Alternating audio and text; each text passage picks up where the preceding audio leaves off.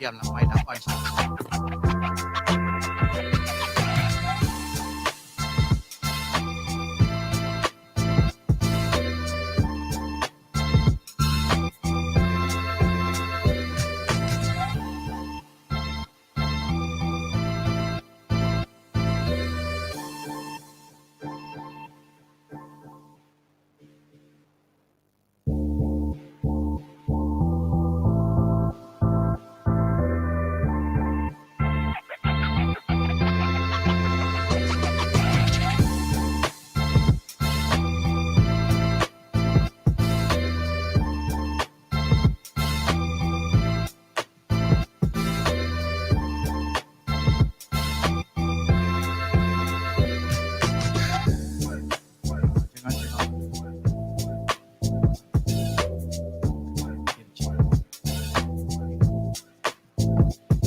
tidak kita. Is my mic on? Yes. Mute the mic, please. Okay, please mute mic.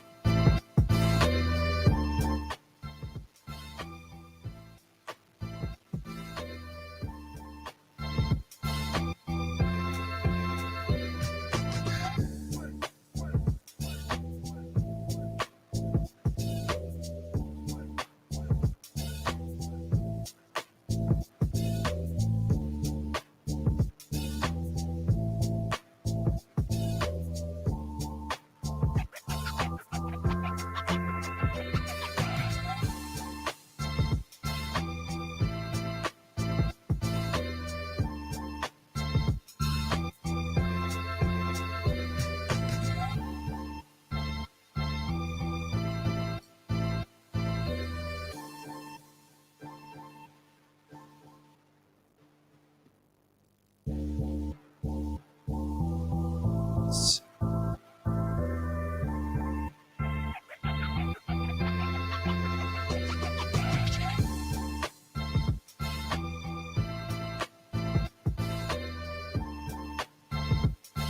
Can I do some housekeeping remarks? Ladies and gentlemen, thank you very much for joining us this afternoon. We're about to begin our event. So for those of you who have not, please take your seats. A gentle reminder for you to have your mobile phones and all other electronic devices placed on silent mode during our event.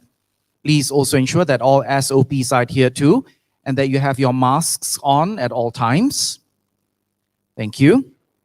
Para hadirin yang dihormati, salam sejahtera dan selamat datang ke majlis penutup dan penyampaian hadiah pertandingan akhir Wacana Keselamatan ICT Kebangsaan Piala Cabaran CyberSafe 2021. Para hadirin sekalian, atur cara majlis akan dimulakan sebentar lagi. Kami memohon kerjasama para hadirin untuk memadamkan nada dering telefon bimbit anda sebelum majlis dimulakan. Kami juga memohon kerjasama tuan-tuan dan puan-puan untuk mematuhi SOP yang telah ditetapkan dan memakai penutup muka sepanjang masa tuan-tuan dan puan-puan berada di sini. Terima kasih.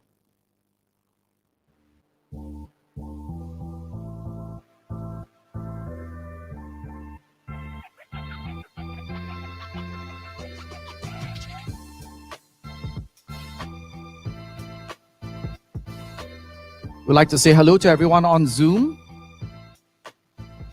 Special request from the organizers and Cybersecurity Malaysia to have your cameras on. We would like to see you as you join us for this event. Thank you.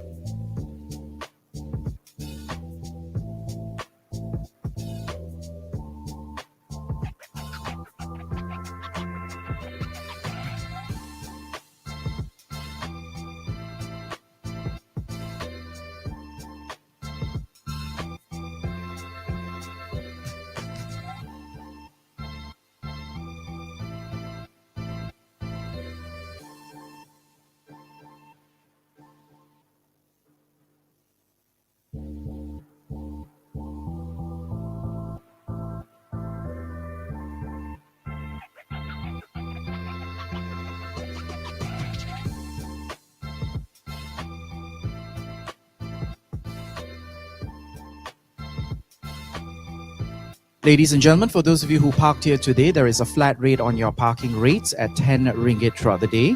Please validate your car park ticket outside. There is a validating machine on the left-hand side of the door as you come into the ballroom. So take note of that. Our ushers will assist you in that process later if you need to validate your parking. Thank you.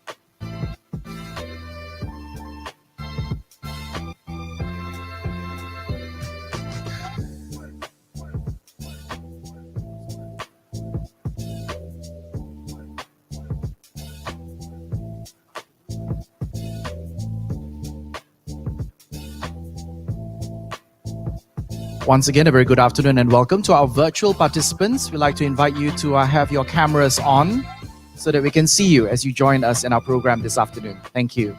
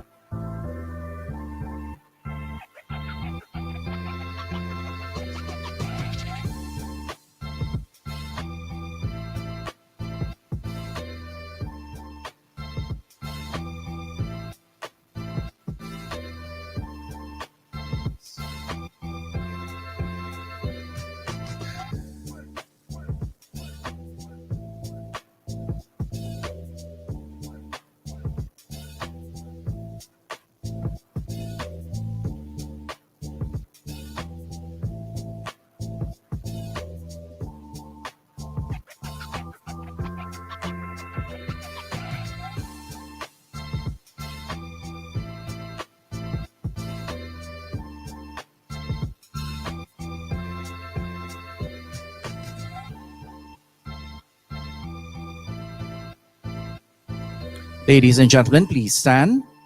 Announcing the arrival of our guest of honor, Yang Berhormat Dato' Zahidi Zainul Abidin, Deputy Minister of Communications and Multimedia Malaysia, accompanied by our most distinguished guests. Let's give Yang Berhormat a nice warm round of applause, ladies and gentlemen.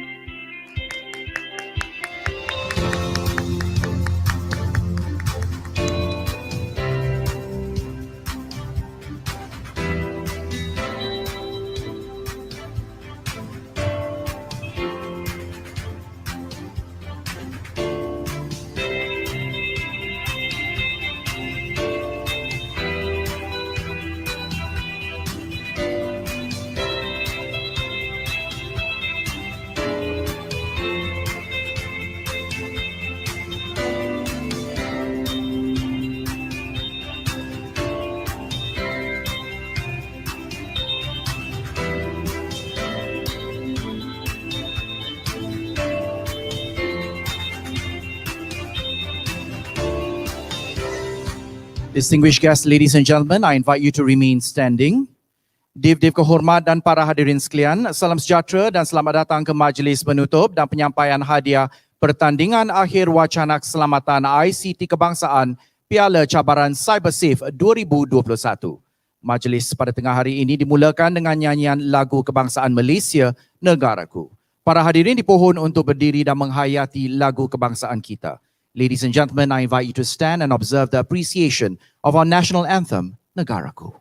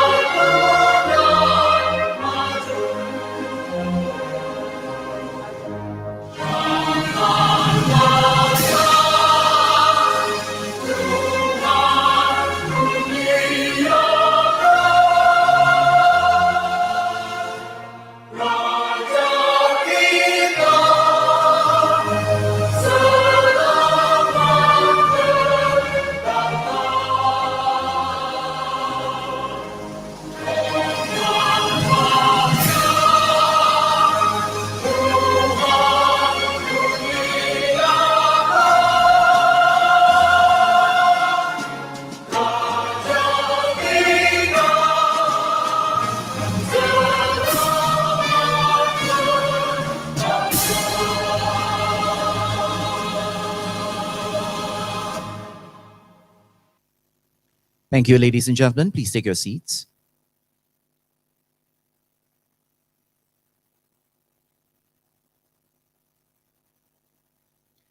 Para hadirin yang dihormati, bagi memberkati majlis kita pada hari ini, majlis dimulakan dengan bacaan doa.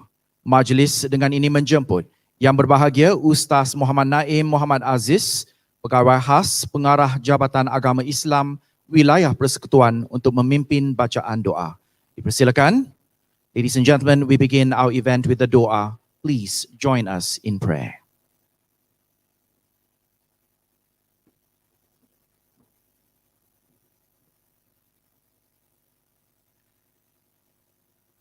أعوذ بالله من الشيطان الرجيم بسم الله الرحمن الرحيم الحمد لله القائل تبارك الذي بيده الملك وهو على كل شيء قدير الذي خلق الموت والحياة ليبلوكم أيكم أحسن عملا وهو العزيز الغفور الذي خلق 7 سماوات طباقا ما ترى في خلق الرحمن من تفاوت فارجع البصر هل ترى من فطور اللهم صل وسلم وبارك على سيدنا محمد وعلى آله وصحبه أجمعين ومن تبعهم بإحسان إلى يوم الدين. In the name of Allah, the most merciful and the most kind.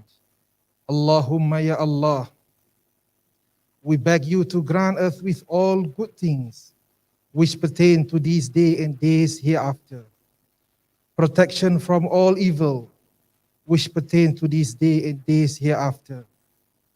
Allahumma ya Allah, you are peace, and all peace is from you, and all peace return to you. O Master of power and glory, in conjunction to today's grand final of National ICT Security Discourse, please guide us among those whom you guide. Grant us health and strength among those whom you grant health and strength. Allahumma ya Allah, verily we ask you for the best supplications and the best success and the best deed and the best reward. Allahumma ya Allah, unite us to display the spirit of solidarity and unity, to move forward in a single direction on sustainable development and success. Allahumma ya Allah, you are the most forgiving and one who loves forgiving. Therefore, forgive us and wish everyone to have a pleasant and productive day and days after. Allahumma inna na'udhu bika min al-baras wal-junun wal-juzam wa min sayyi al-asqam. Bismillahi alladhi la yadurru ma'a ismihi shay'un fil ard wa la fis sama' wa huwa as-sami'ul 'alim. ربنا آتنا في الدنيا حسنة وفي الآخرة حسنة وقنا عذاب النار وصلى الله على سيدنا محمد وعلى آله وصحبه وسلم والحمد لله رب العالمين تقبل الله منكم.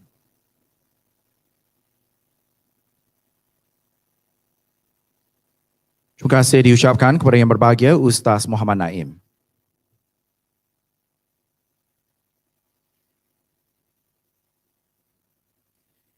Distinguished guests, ladies and gentlemen, as we commence our event, accompanied by Mr. Chairperson Idwan Muhammad Aidit of Cybersecurity Malaysia and our panel of experts, please join me and welcome the finalists of the National ICT Security Discourse Cyber Safe Challenge Trophy 2021.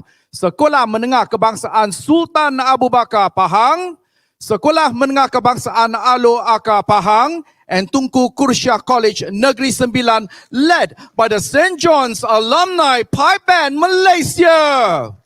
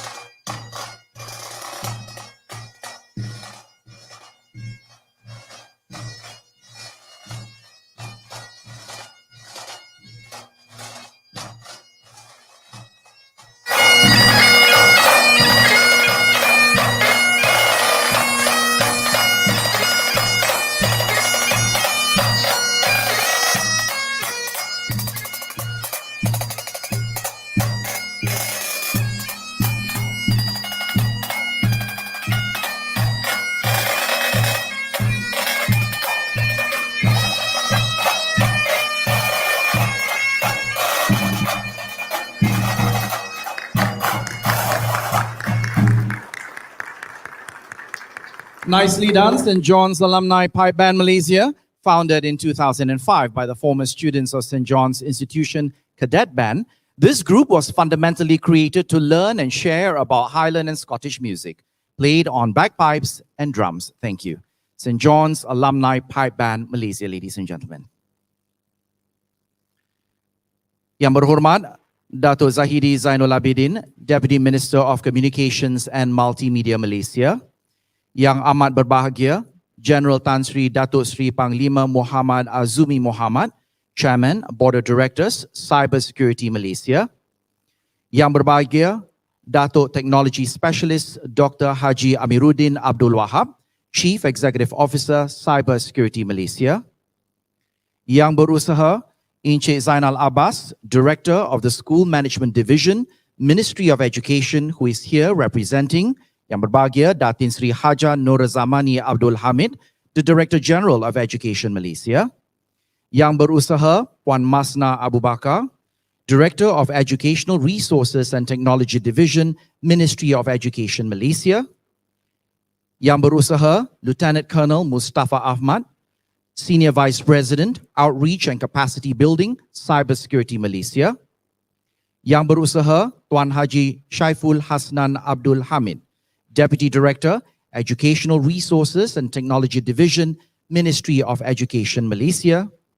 Distinguished panel of experts of the National ICT Security Discourse Cyber Safe Challenge Trophy 2021.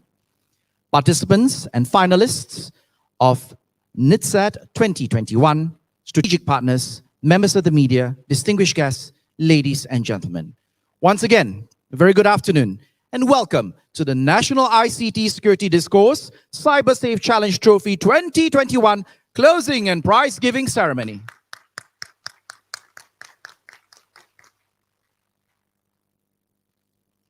Allow me, ladies and gentlemen, to begin by saying congratulations to the teams who have made it here at the finals.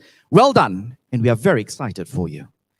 Ladies and gentlemen, if you're unfamiliar with the NICTSeD or the National ICT Security Discourse, it is Malaysia's first national cybersecurity school discourse, initiated and organized by Cybersecurity Malaysia in collaboration with the Ministry of Education Malaysia and the Ministry of Communications and Multimedia Malaysia. Since its inception in 2013, the program has successfully achieved its goal of being the method of disseminating knowledge with regards to cybersecurity in a way that is interesting to both the students and teachers. With the onset of the COVID-19 pandemic, the current state of new normal has led NICTSeD to evolve from a face-to-face physical event to one that is virtual. And today, our final event is being conducted for the very first time ever in a virtual hybrid environment. So, we would like to take this time to welcome our online viewers from the representing schools, giving them a nice warm round of applause and hoping at some stage they will switch on their cameras. The main objective of NICTSeD is to encourage the creative and critical thinking of its participants on the current internet and technological issues that are being discussed on a global scale, and how to overcome online risks and challenges, and in that process, transform teachers and students into smart and ethical internet users. Ladies and gentlemen, right now, it gives us great pleasure to bring on the Chairman, Board of Director, Cybersecurity Malaysia, to deliver his welcome remarks. So please join me and welcome Yang Amat Berbahagia, General Tan Sri Datuk Sri Panglima Muhammad Azumi Muhammad.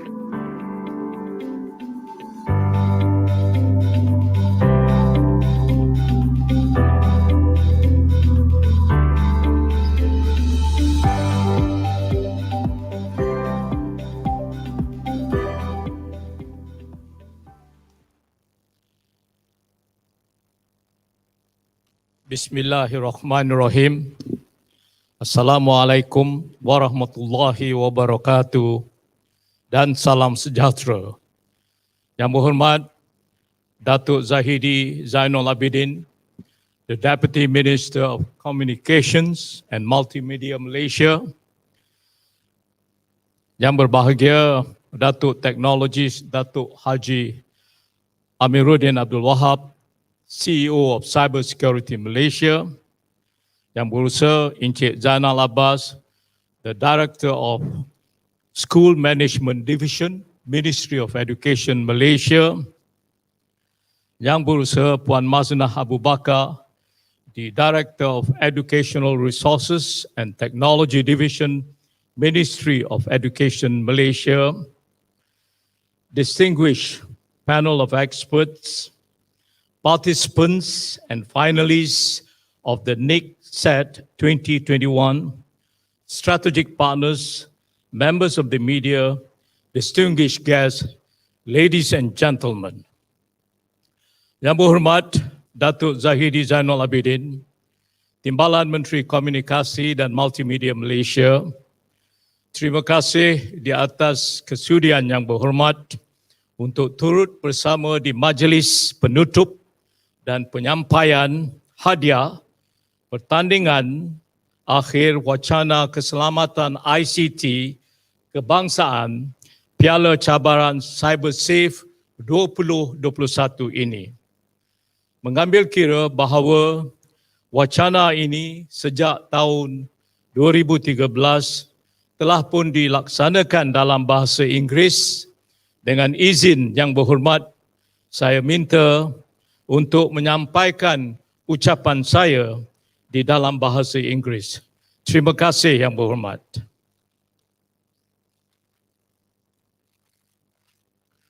All praise is ultimately due to Allah Subhanahu wa Ta'ala, most compassionate and merciful, who through His divine means has made this year's National ICT Security Discourse possible.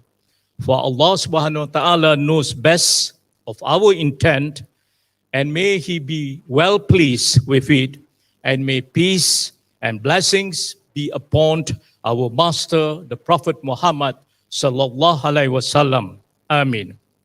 First mooted in 2013, the National ICT Security Discourse is a means of providing students to discuss or constitute knowledge on various topics concerning information communications and technology.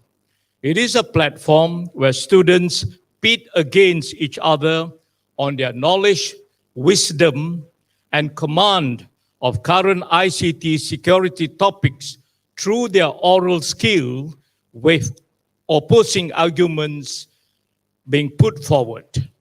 An initiative and activity under Cybersecurity Malaysia's Outreach CyberSafe program, the National ICT Security Discourse seeks to bring about awareness amongst digitally minded Malaysians, especially our school children, on the importance and relevancy of cybersecurity.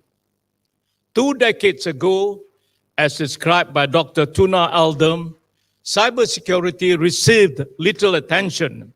It was then largely associated with the technical protection of the computers. Today, it has risen on the global community's agenda and taken a new dimension. It has today become a domain of everyday life. What more with the pandemic that has propelled the world into a different future, a future of online tech acceleration, advent, and shift to online, like this discourse, organized virtually in compliance with the SOP set by the government.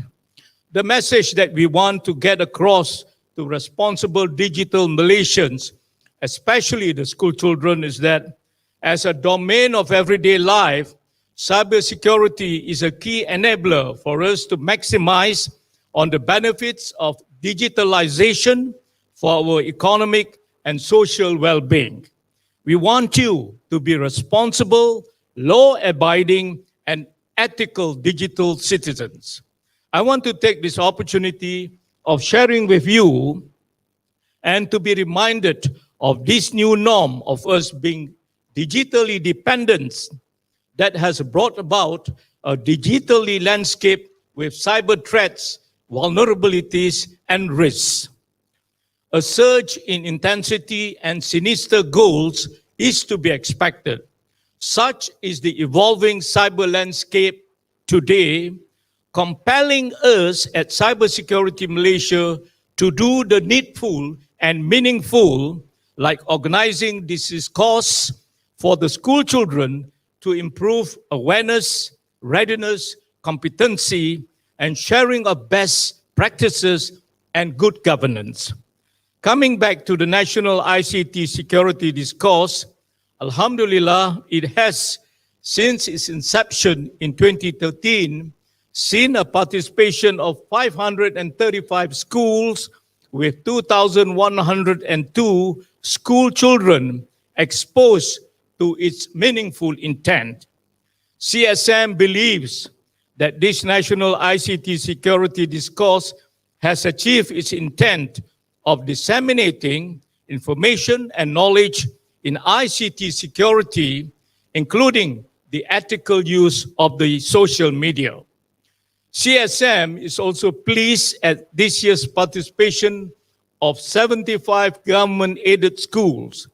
This has been made possible by the cooperation and indulgence of the Educational Technology and Resource Division of the Ministry of Education. Thank you.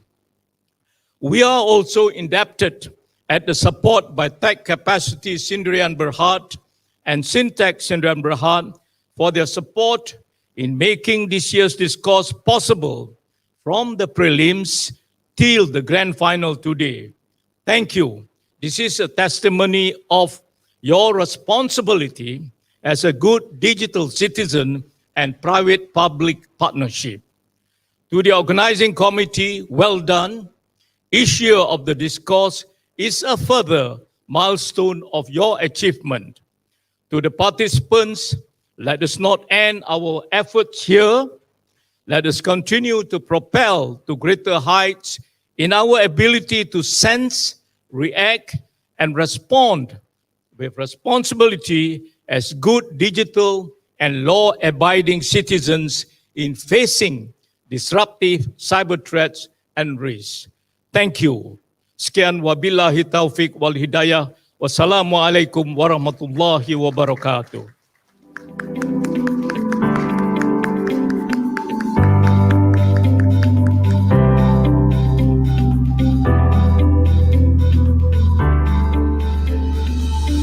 Ladies and gentlemen, to express our thanks for his kind words, Yang Amat Berbahagia, General Tan Sri Datuk Sri Panglima Muhammad Azumi Muhammad. Thank you. Distinguished guests, in the 7 years of us conducting NICTSeD, we have crowned a variety of schools as winners of this esteemed competition. The year 2013 saw many boarding schools dominating and winning the competition. From Sekolah Menengah Agama Persekutuan Kajang in 2013, Sekolah Dato' Abdul Razak in 2014, and Tengku Kursyah College in 2016. Only once, and that was in 2015, did we have a winner from a public school, and it was Sekolah Menengah Kebangsaan Sultan Iskandar Melaka that won. The competition this afternoon will see a three-way discourse. Vying for this year's title, 2014's first runner-up, Sekolah Menengah Kebangsaan Alor Akar, were up against the 2019 NICTSeD winner, Sekolah Menengah Kebangsaan Sultan Abu Bakar, and the NICTSeD 2016 winner, Tengku Kursyah College. All strong contenders, ladies and gentlemen, ready for battle. That said, ladies and gentlemen, we call upon the Director of the School Management Division at the Ministry of Education Malaysia, who represents Yang Berbahagia, Datin Sri Haja Nur Zamani Abdul Hamid, the Director General of Education Malaysia, to come forward and deliver a speech. Please welcome Yang Berusaha Encik Zainal Abbas.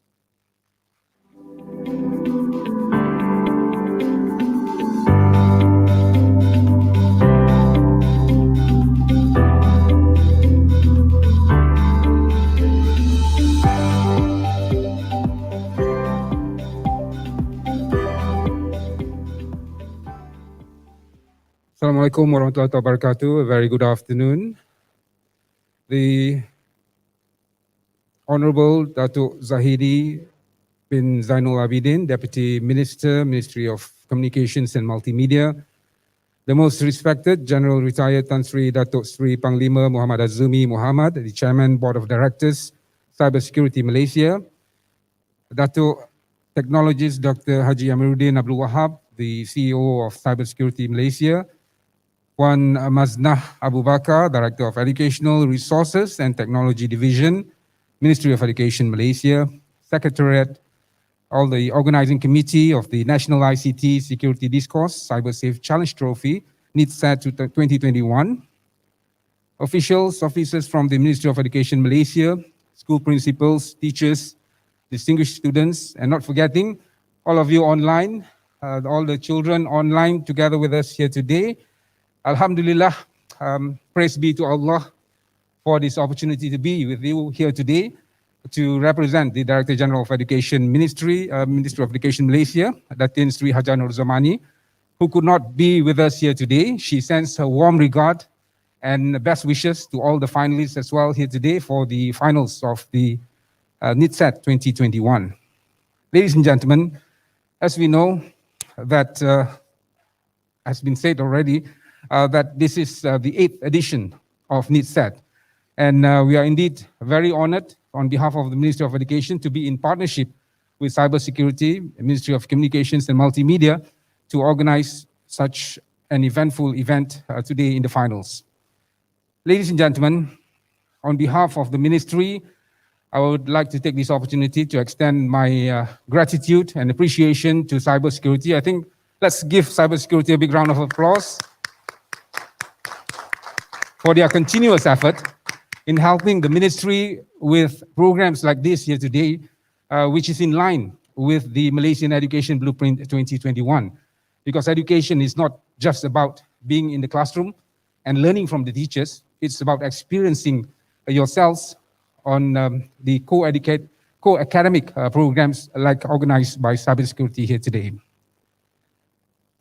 As we know, NICTSeD is Malaysia's first national level cybersecurity inter-school discourse that is organized by Cybersecurity Malaysia, Ministry of Communications and Multimedia, in partnership, in collaboration with the Ministry of Education Malaysia, specifically through the Resources and Technology Division, BSTP, Ministry of Education.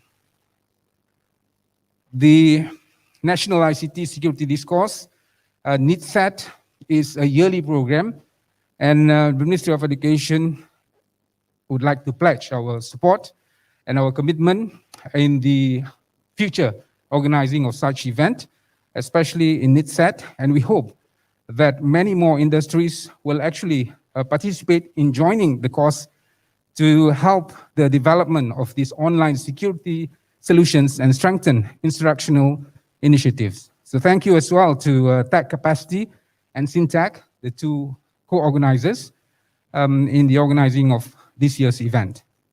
Throughout 2021, NICTSeD has provided various opportunities in enhancing students' ability in areas such as stimulating creative and critical thinking on global cyber threat issues, acquiring additional knowledge on various methods of overcoming cyber risk and challenges, nurturing young minds as well as educators, and to become resilient digital citizens equipped with a well-balanced understanding of digital education and digital equation.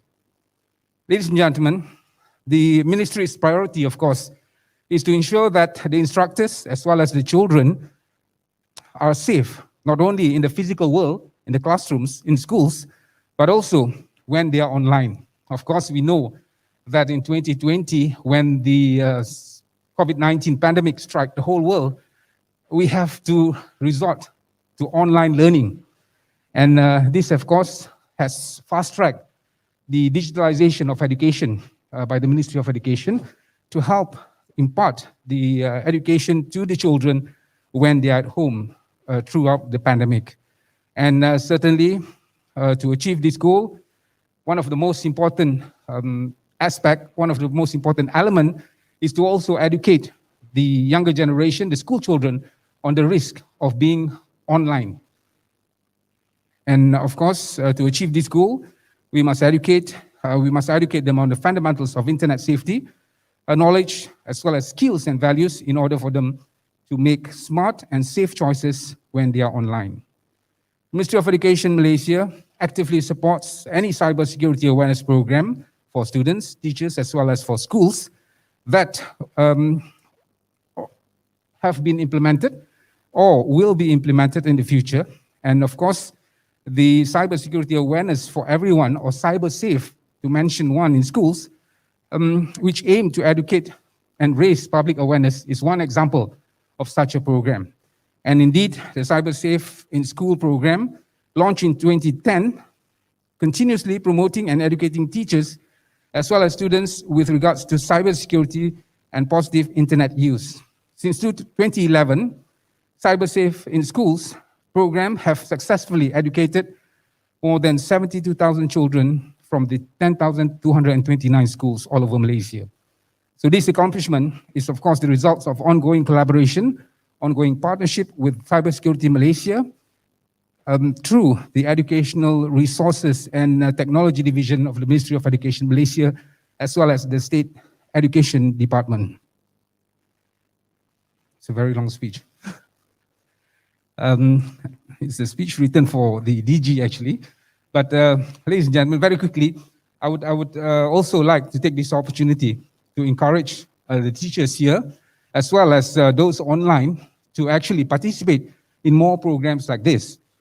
Because as we see on the stage right now, we have 3 successful schools who have advanced to the finals. And who knows, one of these days, if you continue with the program, you would be on stage for the finals of NICTSeD 2021. So congratulations to Sekolah Menengah Kebangsaan Alor Aka Pahang, Sekolah Menengah Kebangsaan Sultan Abu Bakar Pahang. So we have 2 schools from Pahang today, up against College Tengku Kursyah Negeri Sembilan. Congratulations to all of you for advancing to the finals. And I wish you all the best in the competition today. And of course, actually, ladies and gentlemen, COVID-19 has some positive effect on the education system as well. If we look at the organization of events like we are at here today, the co-academic programs, especially involving STEM, involving cybersecurity today, has encouraged more participation from students all over Malaysia. Previously, in 2019, when we have programs like this, there are restrictions to the number of students who can participate. And you will be spending more money because you have to pay for the transport, you have to pay for the lodging, you have to pay for the food for all the participants. And this resulted in some states not sending that many participants to take part. Yeah, but having it online throughout the pandemic has actually increased the number of participation. Just take, for example, the STEM challenge organized by a school. Normally, when they organize, it will only involve the states or the districts nearby from that school. But by having it online, they have managed to attract participation from not only in Malaysia, but also from all over the Asian region. So that has exposed our kids, that has exposed our children to more engagement with people not only in Malaysia, but also from all over the world. And certainly, programs like this will help the students in their knowledge, with regards to cybersecurity, with regard to what is safe and how to be safe online. Yeah, because when most parents are working right now, when we allow parents to go to work, there will be no one to monitor what the children are doing online. And being in this program, being knowledgeable of the risk of the problems which they can encounter online will actually help them be safe while they are online, whether in terms of education or on social media. So ladies and gentlemen, once again, on behalf of the Ministry of Education Malaysia, a very big thank you to Cybersecurity, Ministry of Communications and Multimedia, and not to mention to all the organizing committee for your efforts in organizing this program here today. And of course, to all our finalists, the best of luck to you, and may the best team win in the competition today. Sekian, Assalamualaikum warahmatullahi wabarakatuh.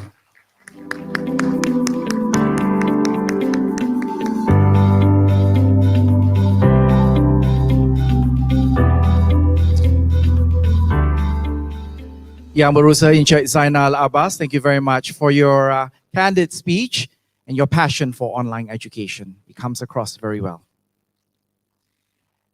Echoing what Encik Zainal Abbas has just mentioned, this is our 8th year conducting the NICTSeD. First time ever virtually in a hybrid mode, And we would like to take this time to extend our utmost appreciation to the private sector for their continued support and dedication. So, we say terima kasih yang tak terhingga kepada Tech Capacity, Syntax Syndrome Berhad, and DG Communications.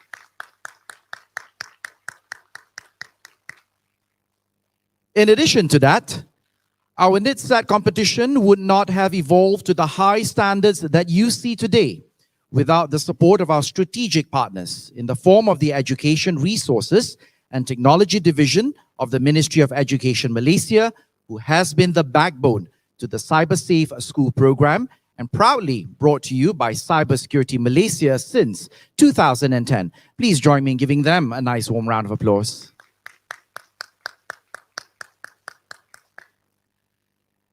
Distinguished guests, it is now time to commence the CyberSafe in School National ICT Security Discourse CyberSafe Challenge Trophy 2021 Finals. Our topic, Digital Citizenship in Action. Access the influence of dark technology in contemporary society. An ethical evaluation.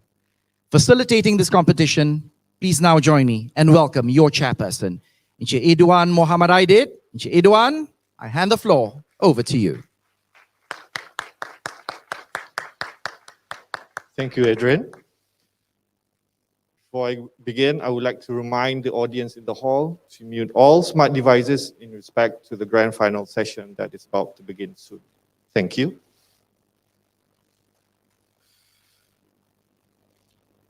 Assalamualaikum warahmatullahi ta'ala wabarakatuh dan salam sejahtera. I bid to all and welcome to the National ICT Security Discourse CyberSafe Challenge Trophy 2021. The National ICT Security Discourse for this year's grand final is now in session. First and foremost, let me introduce myself. I am Edwan Muhammad Aidid from Cybersecurity Malaysia, and I will preside as chairperson for today's grand final discourse. Assisting me today will be our timekeepers, Mr. Shahmi Kamarul Bahrain and Mr. Firdaus Mansur from Cybersecurity Malaysia. A big applause. Ladies and gentlemen, from the 13 topics that have been discussed in the competition, have come to the final proposal for today's discourse, which is, again, Digital Citizenship in Action, assess the influence of dark technology in contemporary society, and ethical evaluation. The National ICT Security Discourse CyberSafe Challenge Trophy 2021.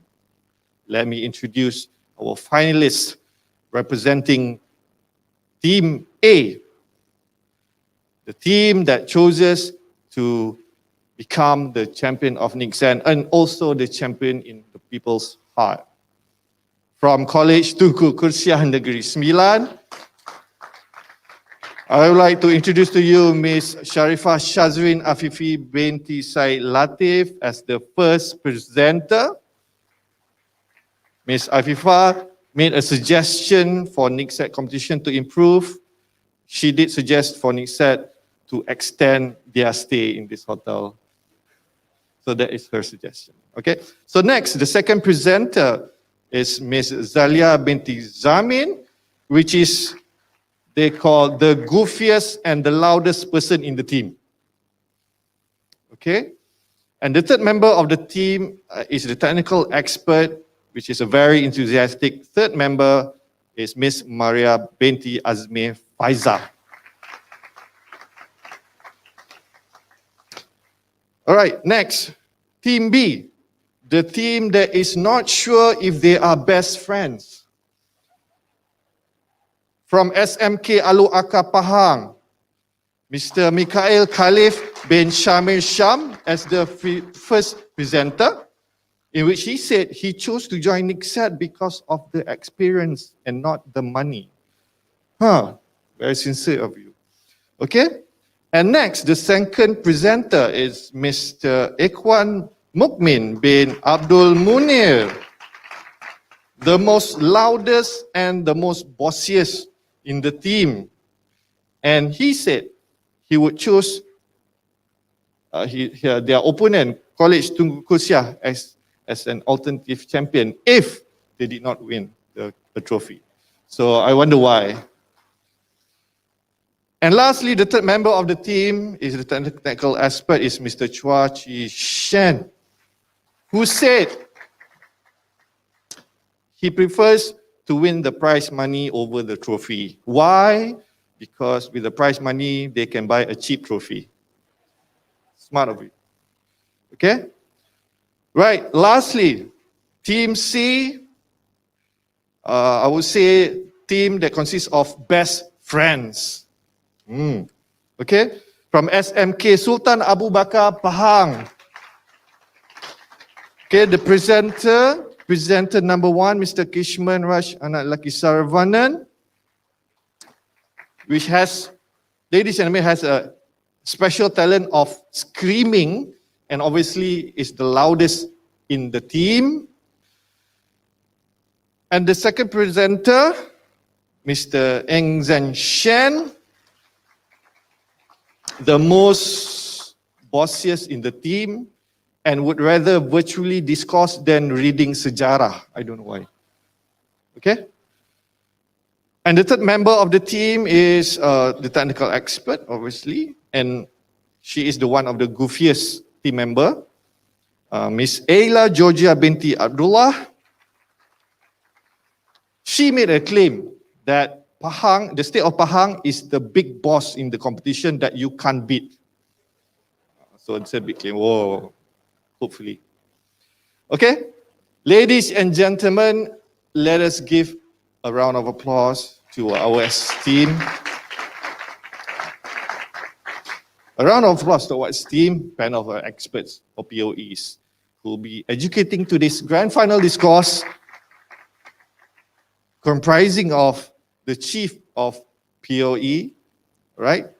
TS Dr. Zari bin Yunus, Chief Operating Officer from Cyber Security Malaysia.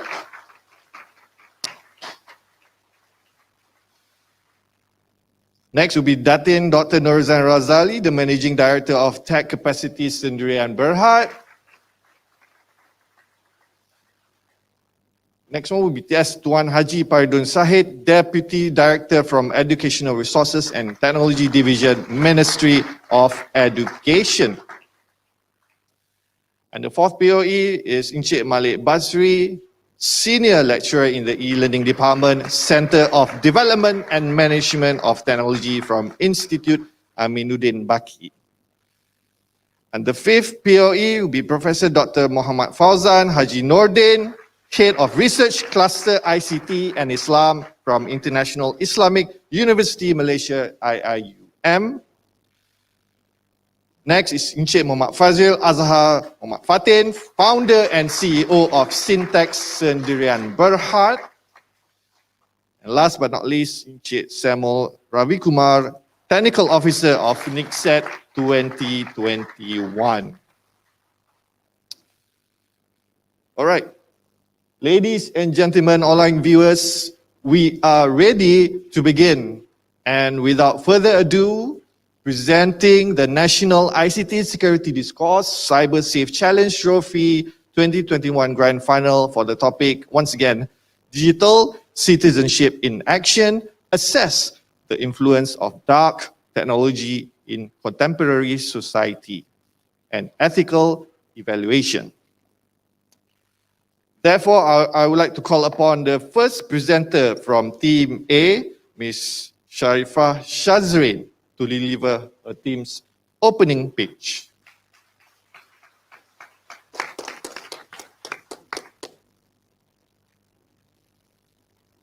Mic test. All right. As technology advances, more and more aspects of our lives are becoming increasingly dependent on it, from economy to even military. This is a progress in terms of technology, but it produces a new set of risks that is known as dark technology. I'm sorry. Before we carry on with the first part of this presentation, allow me to structurize the flow of speech of the first and second speaker of our team today. As the first speaker, I'll be talking about number 1, the definition of each keyword from the topic. Number 2, the reasons on why dark technology can occur in the first place. And number 3, I'll be providing our ethical evaluation framework. My second speaker, on the other hand, will talk to you about the influence of dark technology towards contemporary society, which will be divided into 3 layers of society, namely individual, community, and nation. We will then present to you our findings related to the issue discussed, and finally, our overall thoughts to conclude the whole presentation in the end. All right, to my first point, technology itself refers to science or knowledge put into practical use to solve problems and invent useful tools, where it benefits people by providing a space to communicate and basically makes our lives so much easier. However, the same technology can be really bad in a way that it is considered to be a dark technology. So what exactly is dark technology? According to the article published by GoodWorks in 2018, dark technology is a concept that deals with the bad aspects of technological advancements. These include advancements in digital media, automation, robotics, and innovation, which are the most controversial parts of technology. Controversial because they all present both good as well as bad sides. So to be clear, we believe that technology and dark technology are 2 different aspects. Technology alone is when it is used to help or generate positive outcomes to people, while dark technology spotlights specifically the negative region of technology. So back to our topic. Our stance is that we strongly believe that dark technology can influence the contemporary society in a negative manner, as it provides more harm rather than goods. Moving on, another important keyword to consider from the topic is contemporary society. Contemporary society refers to the community of the present time, which is us. And digital citizenship, on the other hand, is defined by the quality of habits that impact the ecology of digital content and community. Last but not least, the term ethical evaluation is the making of a judgment with moral principles. Now you might be wondering, what causes technology to be misused by the society up to the point where it becomes a dark technology? Ladies and gentlemen, this brings me to my second point. There are 2 main reasons as to why this could happen. Number 1,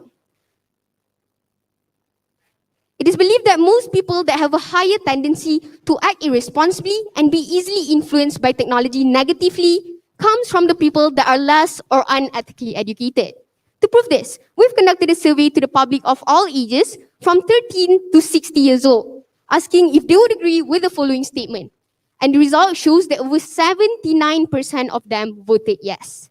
This proves that being ethically educated is really important in order to shape a good behavior and social identity. Moving on to number 2. Know that there have been multiple different platforms and tools that are available for this group of people to conduct their unethical agenda.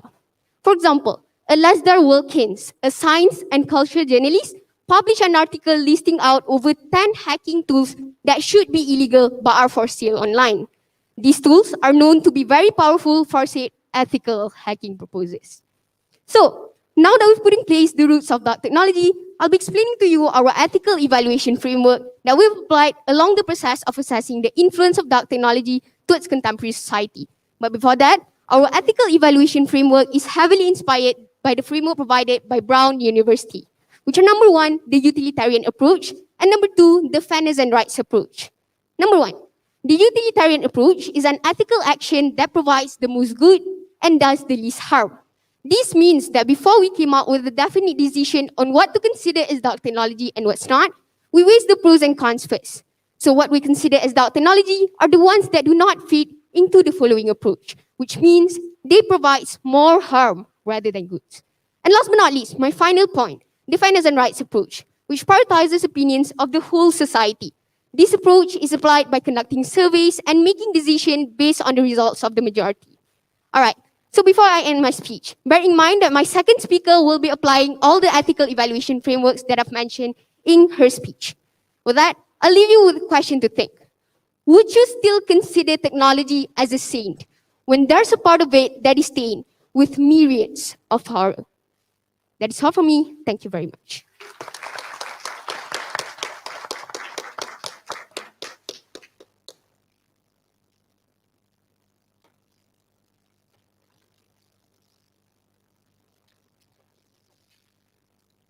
Okay, thank you, Sharifah Shazrin Afifi from Team A, College Tugu Kursyah Negeri Sembilan.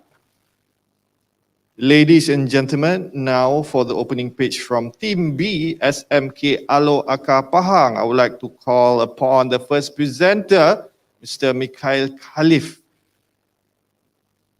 Mr.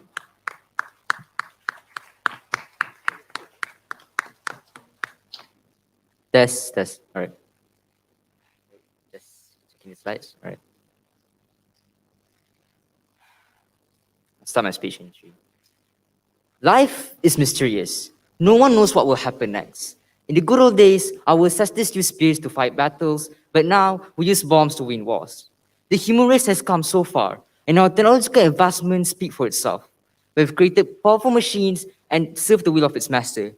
But unfortunately, we are still slaves to the mother nature and the uncertainty of the future. As everyone knows, no one expects COVID-19 to spread across the globe like wildfire. Countries poor and rich fall victims to the damage it caused, and to minimize the damage, countries resorted to lockdown that felt like a million years. Oops, sorry. Sorry. Some can argue that the lockdown has caused more damage than the virus itself, but that's up for debate. But everyone will agree that the lockdown has caused a huge shift in the way we live, one of which is the infamous work from home policy and the increased influence of that technology in our society, which is the main topic for today. Progress never stops, and those who try to stop it shall fail. Technological advancement has helped society, but sometimes it is the opposite. Dark technology is defined as a technological advancement that has helped the society, but at the same time has its own dark side. Most of the time, things such as AI, nuclear weapons, bombs, and social media is considered as dark technology. But in this case, we only talk about digital dark technology, or known as DDT. Data is the goal of the 21st century, and that's why companies and countries want it. But unfortunately, if it's too much, then no one can process it. So with the usage of artificial intelligence, there's ability to use computer power to mimic the human intelligence. And using artificial intelligence, terabytes of data can be processed. And the more you feed it, the better it gets. So without a doubt, the usage of the artificial intelligence is a very powerful tool and has influenced the way we live. And guess what? China is using it on a massive scale no one has ever seen before by collecting and processing data from 1.4 billion citizens through their phones, laptops, and their own faces using 626 million facial recognition cameras. And plus, do you know that the Chinese government can literally scan the entire population of China with 99.8% accuracy in a split second? So, this process is fully centralized and controlled by the Communist Party of China. This is the same China that has total disregard for human rights and oppresses citizens on a daily basis. Using facial recognition software, the CCP has arrested hundreds of political leaders and activists that fought for democracy, like what happened in Hong Kong. Without a doubt, it has influenced the way we live, causing paranoia and instilling fears in the minds of its own citizens.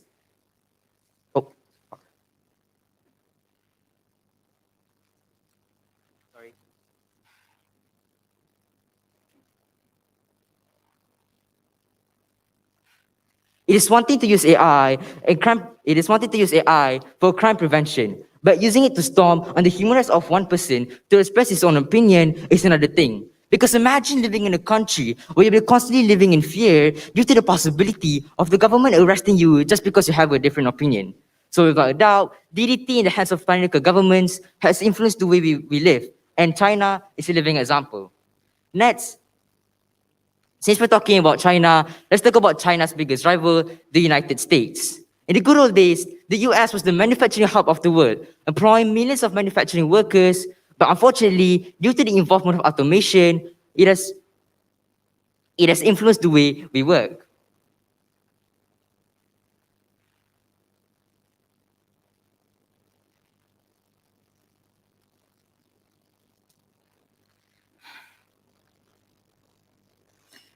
Countless research have pointed out that in the next 2 to 3 years, millions of manufacturing jobs will disappear due to the involvement of that technologies. So, without a doubt, the main purpose of companies is to make money, and the best way to increase profit is by cutting down the cost. And the introduction of automation is the best way to do so. And as always, greed overtakes compassion. Automation, coupled with the artificial intelligence, has influenced the way people work. And at the same time, according to World Economic Forum, 85 million manufacturing jobs are lost due to the increased involvement of automation in the way we work. Now, before moving on, let me ask you a question. What is the first thing you open when you wake up? It must be social media, right? If it isn't, then you're a 1 in a million. Because according to Facebook, around 1.5 billion users uses Facebook daily and spend at least 58 minutes on the platform at a minimum.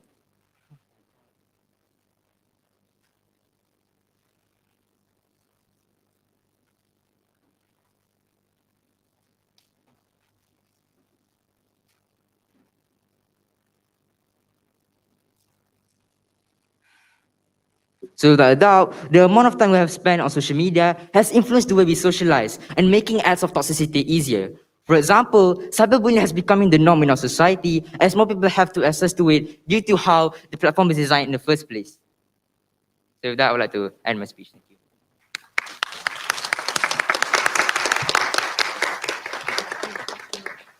Thank you, Mikhail Khalif, Team B, SMK Alu Aka Pahang.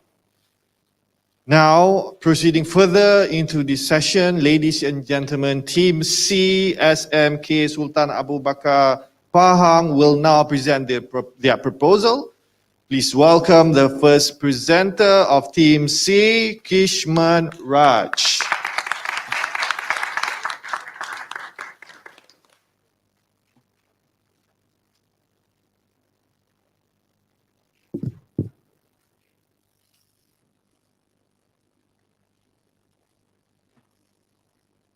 Mic testing 1, 2, 3.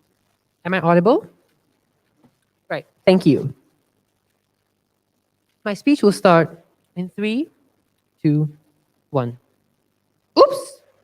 Was that the fault of technology or was it mine? Have we been chasing after the wrong culprit in terms of dark technology? But it all depends on us, as we are a contemporary society, and we are well into the age of technology, where we can't be separated from technology because it has revolutionized what we do and how we do things.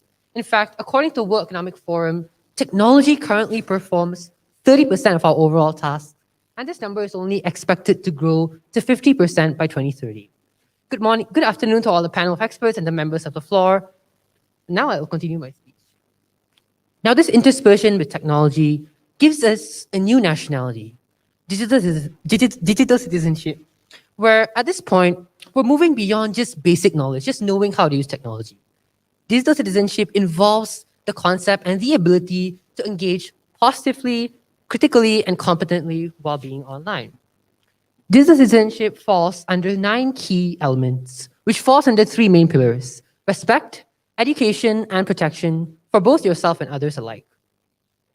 Now, this is a Google Maps of how we got here from Kuantan to Doubletree Hilton, and I'm giving you this speech today. Isn't Google Maps amazing? Everyone can find their way just anywhere in the world, really. And now you look at this piece of technology and you think, this piece of technology can pinpoint my exact location, my exact whereabouts, and this information can actually be accessed by malicious parties. This is where ethics come into place. This is where ethics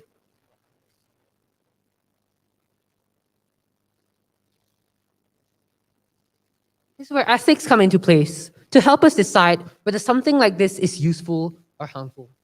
Now, what happens when we as contemporary society forego our ethics? We give rise to what's known as dark technology, the crux of our discussion today. Dark technology essentially means the potential of misuse of technology that brings us to the dark aspects of technology. And this action actually makes us cross our boundary of ethics as humans. So how do we come here? How did we, as contemporary society, begin to misuse a piece of technology that is supposed to bring us good? Three factors. First off, the lack of regulation online, where when you go online, you have the unlimited power to be anonymous, you have ease of unrestricted access to almost anything, and there's also the lack of enforcement of laws online, where all of this contributes to a general lack of regulation of what you can say and do while being online. And this condones us to neglect our responsibilities as digital citizens and contribute to the emergence of dark technology. Second factor, the lack of mindfulness of digital citizens online, where we are unconscious of our own conscience while being online. What I mean by this is that we don't actually think that much when we say or do things online, right? Now, that is because there's no pushing factor to actually remind us and deter us constantly that we can't do many things. And now, we also are unaware of the severity of our actions when we are online. And that is because the internet's so vast, right? You don't actually see the damage that you're doing in real time. And this statistics show us that many people are concerned about data misusage, but not all of them are mindful enough to actually take measures to safeguard it. Now, the third aspect, lack of set code of ethics. Now, this aspect means technology has progressed exponentially in warp speed, and we humans and we ethics simply can't keep up with it. So what does that lead to? That leads to, a big disparity in terms of how we behave in real life and online. I think we all agree that we behave differently online compared to real life, right? So this is where, even in the digital world, there is many disparities in terms of what you can do and say. For example, the inappropriate content that you can find on Twitter and Reddit, such as swearing, cursing, cursed images, and all, you can't find these kind of content on Instagram and Facebook. This is where the line of what is acceptable and what is not is so blurred, and that gives us, digital citizens, a gray area of what we can do or not. And we put digital citizenship under threat, ladies and gentlemen. Now, the summary of what I'm saying today is that we aim to be a proper digital citizen with proper ethics. However, dark technology that comes due to our own unethical behavior comes in the way of this aim. And we as contemporary society make way and facilitate this influence to be more prominent in our society. Now let's go back to the question. What is the influence of dark technology? We'll be evaluating this ethically under three main aspects: social, economical, and political. So under the social aspect, I'll be talking about how dark technology influences our security and privacy. Now, when we go online, we leave bits and crumbs of pieces of ourselves, our digital footprint. And this data can actually be accessed by malicious parties. And we also have a paradox in terms of what we know and how we behave online. And that leads to us not actually applying safety measures. And there's also a growing number of tools online, should we choose to be unethical, we can actually condone cyber theft and cyber crimes. Now, ladies and gentlemen, I probe you to ask yourself again, have we been blaming the wrong party for the rise of dark technology? When we forego our ethics, we become the culprits that we're chasing for. Thank you.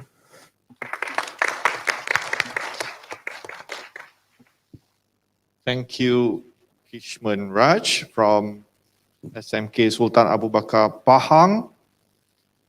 So, ladies and gentlemen, after hearing the opening pitch from the team leaders of Team A, B, and C, it is now time to call upon the second presenters. Before we begin, let me remind you that this is an exciting part of the competition format, as the opposing teams are allowed to ask questions during the 8-minute presentation of the second presenter between the first and the 7th minute. Therefore, it is important for teams to make use of this opportunity to engage their opponents. This might just score you the points that you need to become the champion today. All right. We shall begin by calling upon the second presenter from Team A, College Tunku Kursiah Negeri Sembilan, to enlighten us with the follow-up points to their proposal. Please give a big hand to Zalia binti Zamin. Tess? All right. What if I told you that nations can now destroy each other without firing a single bullet, with a more catastrophic impact than a nuclear bomb? And this can all happen due to the dark advancements of technology. A very good afternoon we bid to the honorable panel of experts, teachers, parents, our fellow competitors, and everyone present. As the second speaker, two things I'll be doing for all of you today. Number one, I'll be presenting our findings on the influence of dark technology to its contemporary society. And number two, I'll be providing all of you with our opinion, stance, and overall conclusion on this topic. All right, before I begin, as indicated by my first speaker, in order to present our findings in a more organized manner, we've decided to divide society into three main layers, which are individuals, community, and nation. Bear in mind, our ethical evaluation framework, which has also been addressed by my first speaker, will be applied in my speech for today. As the way I'm going to be structurizing my speech is I'll be providing all of you with the positive and negative aspects of said technology. All right, moving on to my first point. Let us assess the influence of dark technology towards individuals. For individuals, we'll be focusing on the dark sides of social media and social networking sites, which are considered to be a dark technology branch under digital media. Number one, social media. Individuals use social media to stay in touch with friends and family and connect with others who share similar interests with them from all around the world. However, it has been increasingly observable that social media possess enormous risk and concerns towards individuals, communities, firms, and even society as a whole. Ladies and gentlemen, aside from concerns such as pedophilia, child grooming, and cyberbullying that have arisen due to the misusing of social media is also a platform for the spread of detrimental suicide online challenges. For example, in 2019, there was a viral challenge on social media platforms such as Instagram called the Blue Whale Challenge that was linked to at least 130 teen death cases in Russia alone. According to an article published by the Sun News on the 2nd of November 2019, players in the Blue Whale suicide game must fulfill daily tasks over the course of 50 days. Self-harming, watching horror movies, and waking up at unexpected hours are among the horrifying tasks that these players must complete. And it gradually gets worse. On the 50th day, the game's controlling manipulators allegedly told these players to commit suicide. And the only reason why these individuals followed along was because their family was said to be in danger. Now, to further prove our findings, we conducted an anonymous survey to the public with an age range of 13 to 60 years old, asking them if they'd be joining the challenge if their family was said to be in danger. And 64% of our respondents said yes. This shows how the dark side of social media influences an individual to do dangerous things to themselves in order to protect their loved ones. Moving on to my second point, social networking sites. Similar to social media, social networking sites enables users to connect and contact with people from all around the world. However, most social networking sites provide users with anonymity. For example, Omegle and 4chan, which has led to many undesirable occurrences such as politically incorrect or /poll, a 4chan forum dedicated to political discussion. But before that, yes. Nice. Right, not gonna lie, I have to agree on you regarding the bad sides of social media, right? But don't you think it's a bit ridiculous to say that social media is bad just because a couple of people use it in a bad way? For example, like it is as ridiculous as you saying we should ban all guns just because one type of gun is used by a crazy person to shoot up a school. So please justify this, All right. ridiculous Thank you. position of yours. All right, thank you. So allow me to finish my proposal first before I answer your question. The board's content has been condemned for being racist, sexist, and has been successful in disseminating fake news into the mainstream media. Furthermore, the anonymity provided by these sites encourages trolls and extremists to act in this manner. Another prime example is the murder case of Bianca Devins. According to a Rolling Stone article published on July 15, 2019, the murderer shared photographs of the slaying online, causing an outpouring of shock and despair. Individuals who went to these sites to interact with one another, were instead bombarded with traumatizing pictures of the slaying. So, let's get back to the issue. what influence do the dark sides of social media and social networking sites, which can be considered as dark technology, brings to contemporary society. Ladies and gentlemen, this is due to the fact that the vicious content being uploaded on these platforms influences an individual's physical and mental health. Now, moving on to my second point, let us assess the influence of dark technology towards the community. Ladies and gentlemen, in this section of my speech, we'll be discussing robotics-related technology, or more specifically, drones. An aircraft that does not have a pilot, crew, or passengers on board. Drones are utilized in a variety of civilian functions, such as search and rescue, as well as surveillance. However, the misusing of spy drones technology has led to its categorization as a dark technology. According to an article published by 911 Security on October 26, 2018, residents of downtown Orlando are being warned that someone is using a drone to peer into women's apartment. One of the women affected, who was 39 years old at the time, quoted saying, "I feel violated. I feel that it's intrusive, intimidated, and scared." Now, to further prove our findings, in our survey, we also asked our respondents if they would feel violated, knowing that there's a possibility that someone is using a drone to spy on them. And 96% of our respondents agreed. Ladies and gentlemen, hence we can deduce the misusing of drones, which could be classified as a dark technology, does influence the community's safety and concerns. Finally, moving on to my third and final point, let us assess the influence of dark technology towards the nation. Ladies and gentlemen, in this section of my speech, we'll be discussing the misusing of deepfakes, causing it to be classified as a dark technology. Deepfakes, as we know, it can be used to build artificial intelligence avatars for use in training videos. However, misusing deepfakes can weaken democracy. How is that so? According to a YouTube video published by The Economist on October 22, 2019, deepfakes can deceive voters in democratic countries. Aviv Abadia, founder of Thoughtful Technology Project, stated his concerns on how deepfakes could be used by politicians to avoid scrutiny. As a result, more and more people would abandon democratic politics due to reality apathy. Now, this proves how deepfakes, which could be considered as a dark technology, could influence the nation by interfering with political elections. Now, how are our findings related to digital citizenship? Ladies and gentlemen, if we were to apply the principles of digital citizenship, which are respect, educate, and protect, we can prevent the influence of dark technology towards contemporary society in the first place. Now, going back to the question asked, we're not considering that the whole part of social media is dark. Only some parts of social media is considered as bad.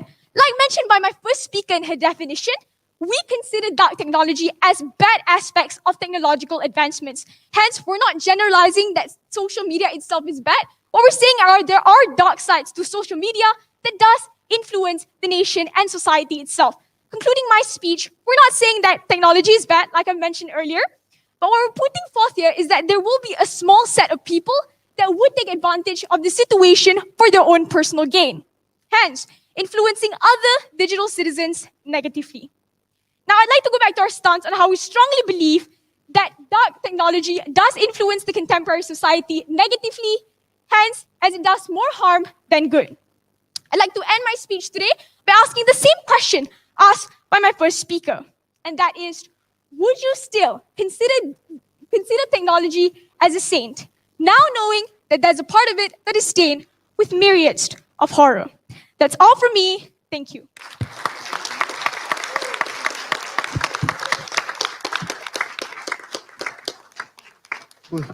Thank you very much. I think I can feel the burning heat of the burning desire of the teams competing today. All right, we have just heard some interesting points raised by the second speaker from Team A, College Tuku Kursia. And this session continues with the second presenter from Team B, SMK Alo Aka Pahang, Mr. Ikhwan Mukmin. Test. Okay. In 1945, an act of war was committed against Japan the United States dropped 2 nuclear weapons on the city of Hiroshima and Nagasaki. And because of this, 300,000 had an immediate death, while 2 million suffered a slow and painful one. The Japanese thought such act as inhumane and unjustified. In their eyes, there's no possible way to justify the killing of 2.3 million people. But well, the Americans, they have a different perspective of it. They believe that such act as necessary, as justified, and they believe that it is the best interest of the whole world if they do such things. Because they know if they did not nuke these 2 cities, then the war will prolong by 3 years and they will have to invade mainland Japan. And from that invasion, they'll lose 10 million men. So they thought to themselves, instead of throwing away the lives of 10 million men, might as well kill 2.3 million and force a Japanese surrender. And well, that's what they did. But now, you might be thinking, what's the point of me telling you this story in the first place? Well, it's because I want to highlight one magic word: perspective. In the 21st century, perspective is very important. It is also important in today's discourse. For example, so far in today's discourse, we're only talking about the bad sides about that technology, about how social media is causing addiction, or how social media is causing rapid suicide rates in Russia, such as the blue whale example that's given by the lovely Team A. But I want to give another perspective, a perspective based on pragmatism, a perspective based on realism. And that's why I would like to argue that some would say a double-edged sword is bad, but I would argue that having no sword in the first place is worse. Now, social media platform. It is the first thing that you open in the morning and the last thing you close at night. Isn't that true? Well, social media platforms the world is like a cobweb, and social media platforms is the silk that forms all of it. I'm not saying that without social media platforms, there are a lot of bad sides. I'm not saying without social media platforms we can't live, but unfortunately, this is the reality in the 21st century. Unfortunately, when we look at the current scenarios, for example, when Instagram, Facebook, and WhatsApp went down for a day, a lot of things happened. The impact was monumental. Families were disconnected, connections were severed, and businesses couldn't market their products' key demographic. What I'm saying here is, at the end of the day, we can talk for hours on end regarding the bad sides of that technology, regarding the bad sides of social media, about how Instagram is causing addiction and insecurities among our teenagers, or how Facebook is becoming the breeding ground for conspiracy theories or misinformation. But no one can deny the importance of dark technology and social media in our way of life, and most important of all, our current society. And if they try, then so let be it. Now, let's move on about the automation. Point, sir. Yes? You have provided a story of how nukes are so dangerous, right? So for technology that has an extremely good benefit, it can be an extremely good benefit or an extremely bad benefit. Do you think it's still worth it to develop that kind of technology? Of course. Look, it's like this. If nukes weren't developed in the 1945, then the US have to send 10 million people to die in Japan. Do you want to send 10 million people to die? Look, the thing here is that it is a small sacrifice to make for the greater good. And that's why we believe that technology is the best way to move forward. One of the main reasons why people don't like automation in the first place is because of how it takes away jobs. But I would like to argue that even though there's a lot of problems with automation, there will always be a silver lining. For example, my lovely first presenter said earlier that 85 million jobs will be lost due to automation. But around 97 million jobs will actually be created from automation. And these jobs tend to be higher paid and they tend to have better quality of life. So I would like to argue here that perspective is something very important, and we need to ensure that we have the best perspective of all sides. Hold on. And let's talk about the demands of tomorrow. Now, as everyone knows, as years goes and come, the global population will always increase. And we need to have that technology to meet the demand of today and tomorrow. That's why, in order to ensure we can meet the demand, we need to embrace dark technology. We need to embrace automation. We need to embrace artificial intelligence.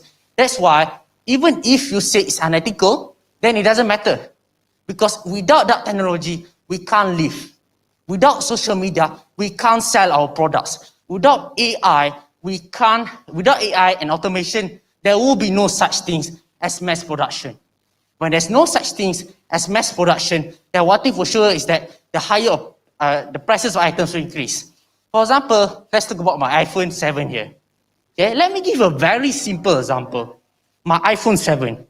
If I want to make this in 2021, the price of it will be 500 or even 1,000 ringgit. But without automation, the price will increase to 9,000, 11,000, 15,000. The sky is the limit here. So if an price of an iPhone 7 can skyrocket then high, what about the prices of essential Excuse me, items? I have a question. Such as food, water, and electricity. Hold on. Okay. So ask yourself, are you willing to live in a world where you have to pay 9,000 ringgit for a simple iPhone 7? Of course not. And that's why dark technology is something ethical. Yes? So you mentioned about how we should be embracing dark technology. So does this mean that there's no need for cybersecurity Malaysia if we're embracing dark technology? Do you mind clarifying that statement? Thank you. In total honesty, that's a very good question. When I mean embracing dark technology, I mean keep using it. And I'll elaborate more in my speech. Now, one of the main side effects of dark technology is rapid digitalization. And with rapid digitalization, the prospect of a digital future has come closer than ever before. This is like a gold mine for those who dare to come and reap the rewards. And one of the best things about digital future is that one of the things that will happen due to rapid digitalization is about the metaverse. Now, what is the metaverse? Metaverse is actually a concept in which everything will be in VR. Now, dark technology, VR is actually considered as dark technology. And in this case, it has also influenced a lot of the things that we will do in the future. For example, with the usage of software such as VR chat, we can socialize with people all around the world as if they are just close to us, as if we're in the same room. Or let's talk about the software such as Pablo VR or Onward that allows us to play games to play first-person shooters as if we are soldiers. Or let's talk about VR Spatial or how it is changing the way we work. When people all around the world can collaborate together as if in the same room. But unfortunately, with the metaverse, there will be a lot of problems. If you think the digital threats that appear right now is worse, then it will be much worse in the metaverse. And that's why, in order to minimize the damage, we need to put digital citizenship in action. And that's why we have to ensure cyber ethics among everyone. Look, digital citizenship, like dark technology, is like weapons of mass destruction. It can be used to eradicate and destroy terror or manipulated to create it. And that's why we need to embrace it. And that's why we need to put digital citizenship in action to ensure the continuous usage of it. Thank you. Thank you, Mr. Iqbal Mumin, and an interesting discourse by SMK Alor Kapahang just now. And finally, ladies and gentlemen, let us now listen to more constructive points for the proposal by Team C, SMK Sultan Abu Bakar Pahang, from their second presenter, Mr. Eng Zun Shen.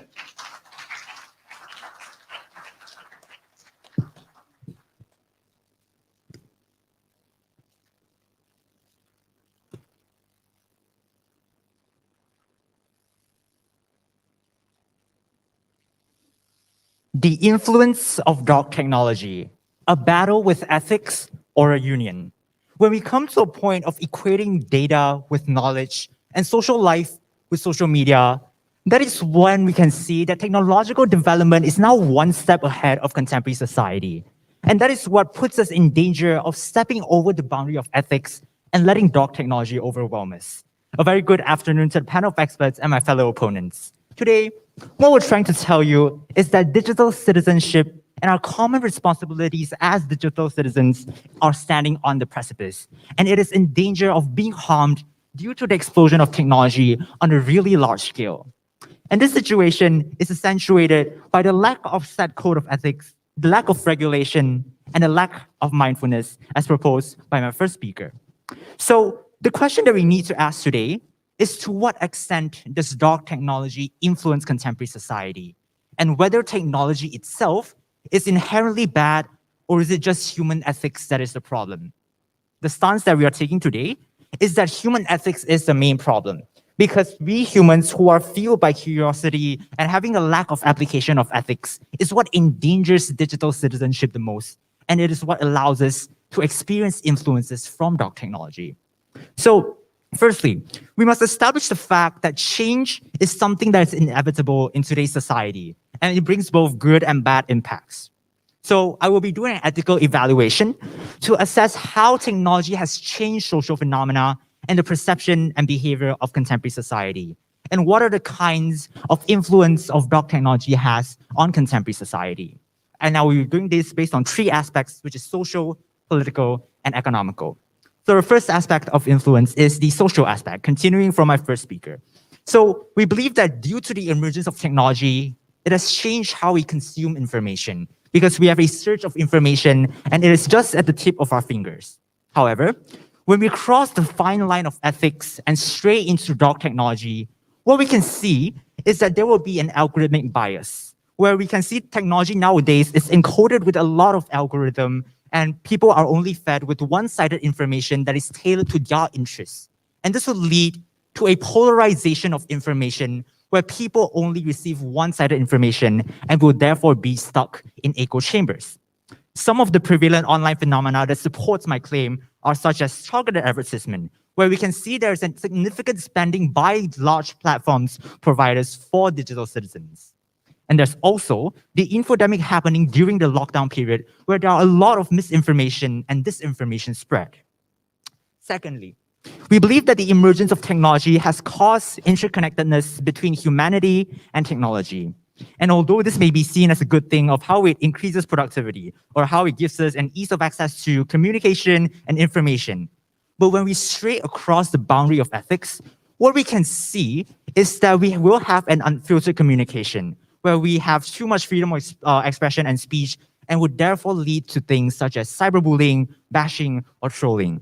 And there would also be an automation bias. Give me a second. There's also an automation bias, where we are more likely to rely on technology, what technology gives us, and would not use our critical thinking skills to filter between good and bad information. There is also the reliance on techno-solutionism, which is such as AI, which is in which we use AI to solve a lot of problems in our daily lives, right?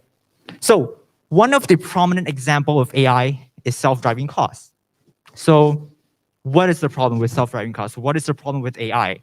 We believe that there is a big uncertainty and gray area when we develop AI, because we are the ones giving the power to AI tools to make life and death decisions based entirely on numerical data. And this shows that the problem lies with our ethics of giving them the power to do that. And so from what we can see, there are a lot of other examples of AI that we can see in daily society. And because there is a big uncertainty and gray area and the lack of cyber protection, that is what gives a possibility of posing existential risks to humanity. Yes. Question.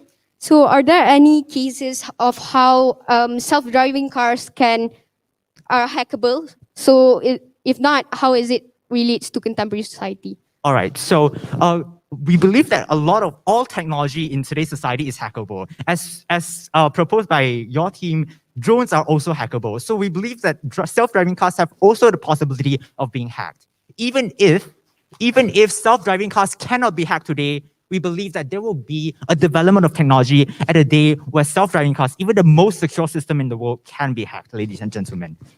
Thirdly, how does dark technology contribute to the health and welfare of contemporary society? We believe that when we have technology, we are now being hyper-connected to it, and we are always dependent on technology. And we would do dangerous things such as texting while driving, which is something that is unanimously considered as something that's bad, but we still do it on a daily basis. Secondly, we also have the digital deficit, where we have a lack of critical thinking when technology overrides our critical thinking process. And also, there's a lack of in-depth introspection, where we have a lack of mindfulness, and there's also the lack of physical interactions. So from the statistic, we can see how when we cross the fine line of ethics into dark technology, how it can negatively influence the mental and physical health of digital citizens nowadays. Second aspect of influence is the economic Excuse me, aspect. I have a question. No. So the emergence of technology has changed the perception towards certain careers, such as social media content creators, and there's also the digitalization of economy, such as e-commerce, cryptocurrency, and it's also the replacement of human labor with AI automations. So from this statistic, we can see from the World Economic Forum, it is estimated that technology and automation is expected to displace 85 million jobs by 2025.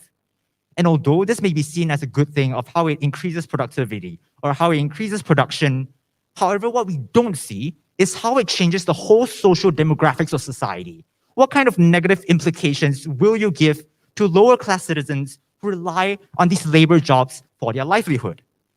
So there are also emerging phenomena Excuse me, such I as have a question. clickbait culture and also cloud chasing, where people, social media content creators, go to desperate measures in order to gain more popularity, but they are actually unaware of the implications that they give. So third aspect of influence is the political aspect. Due to the emergence of technology, we believe that there are more governmental surveillance, more biased journalism and media coverage, and also information warfare. So some of the prominent examples that we can see are such as deepfake content, where people can easily impersonate world leaders and spread misinformation. There's also information warfare. From here, we can see the Spanish presidency website was defaced with Mr. Bean's image, which is preposterous. So what we can conclude here is that when we stray across the fine line of ethics into dark technology, it negatively impacts the main components of digital citizenship.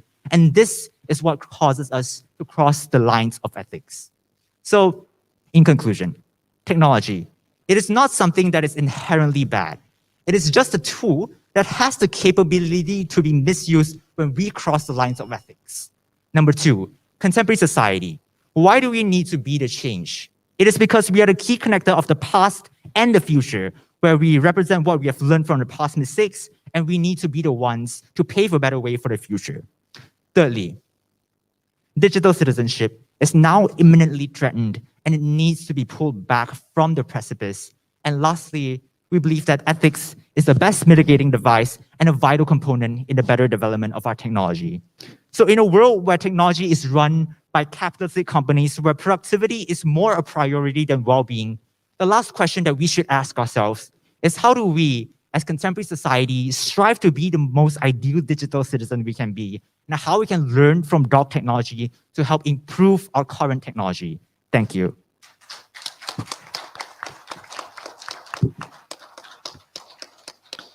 Thank you, Mr. Eng Shen.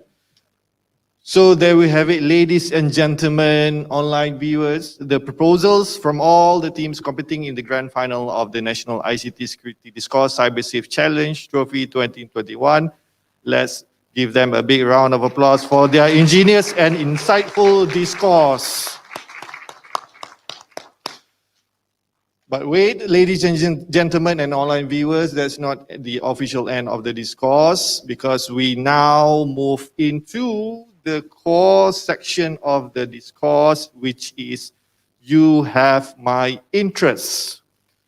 Therefore, I would like to open the session now to questions from any member of our esteemed panel of experts or POEs, and to all the respective POEs. Therefore, the stage is now yours. Okay, Bismillahirrahmanirrahim. Assalamualaikum warahmatullahi wabarakatuh dan salam sejahtera. First of all, thank you very much, for the very good presentation, I would say. My question is to Team A, the first question. It's related to the survey that you have conducted, right?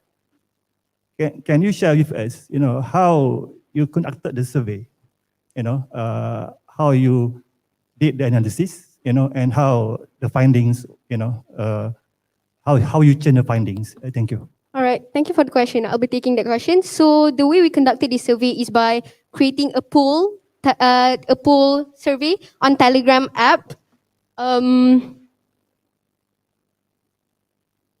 All right, so these are some questions that we asked our respondents, and most of our respondents comes from, as mentioned, the age of 13 to 60 years old. So the reasons why we include the age from 13 to 60 is so that we get the perspectives of all citizens, of all digital citizens. So yeah, the way we conducted this survey is by creating a Telegram poll and distributing it in all Telegram groups that we have. Yeah, thank you. I hope that answered the question. Okay, terima kasih. Okay, Bismillahirrahmanirrahim. Assalamualaikum warahmatullahi wabarakatuh. My question to Team A. One of your statements saying that the problem with dark technology is the less unethical, educated society. My comment is, your opinion, if we have highly ethical educated but still have issues or problem with dark technology? Thank you.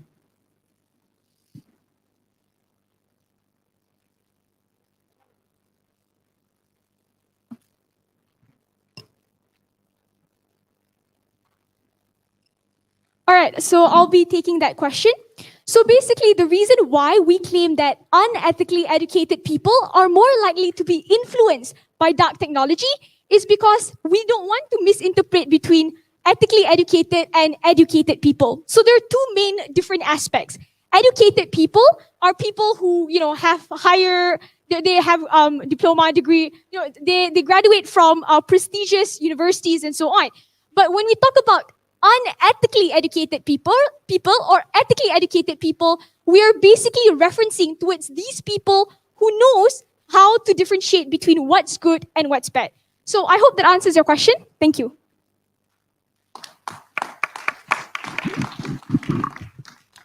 Okay, Fazril, go ahead. Good afternoon. Assalamualaikum warahmatullahi wabarakatuh.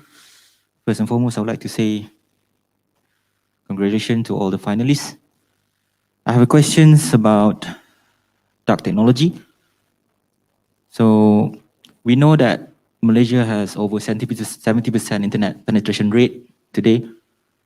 Mobile phone users in Malaysia, I think, is more than 130%. Most of us nowadays have or carry more than one mobile phone with us. But does internet or dark technology affect those areas that are yet to be connected to the internet? Rural areas that are, unable to have stable, fast internet connections. What about the citizens or digital citizens in those areas? What do you think their future lies? How do we make sure they don't become badly influenced with negative implication or potential negative implication of technology? Please help explain based on your understanding. This question is open to all three teams. Please take your turn, and you can start with team B first, perhaps.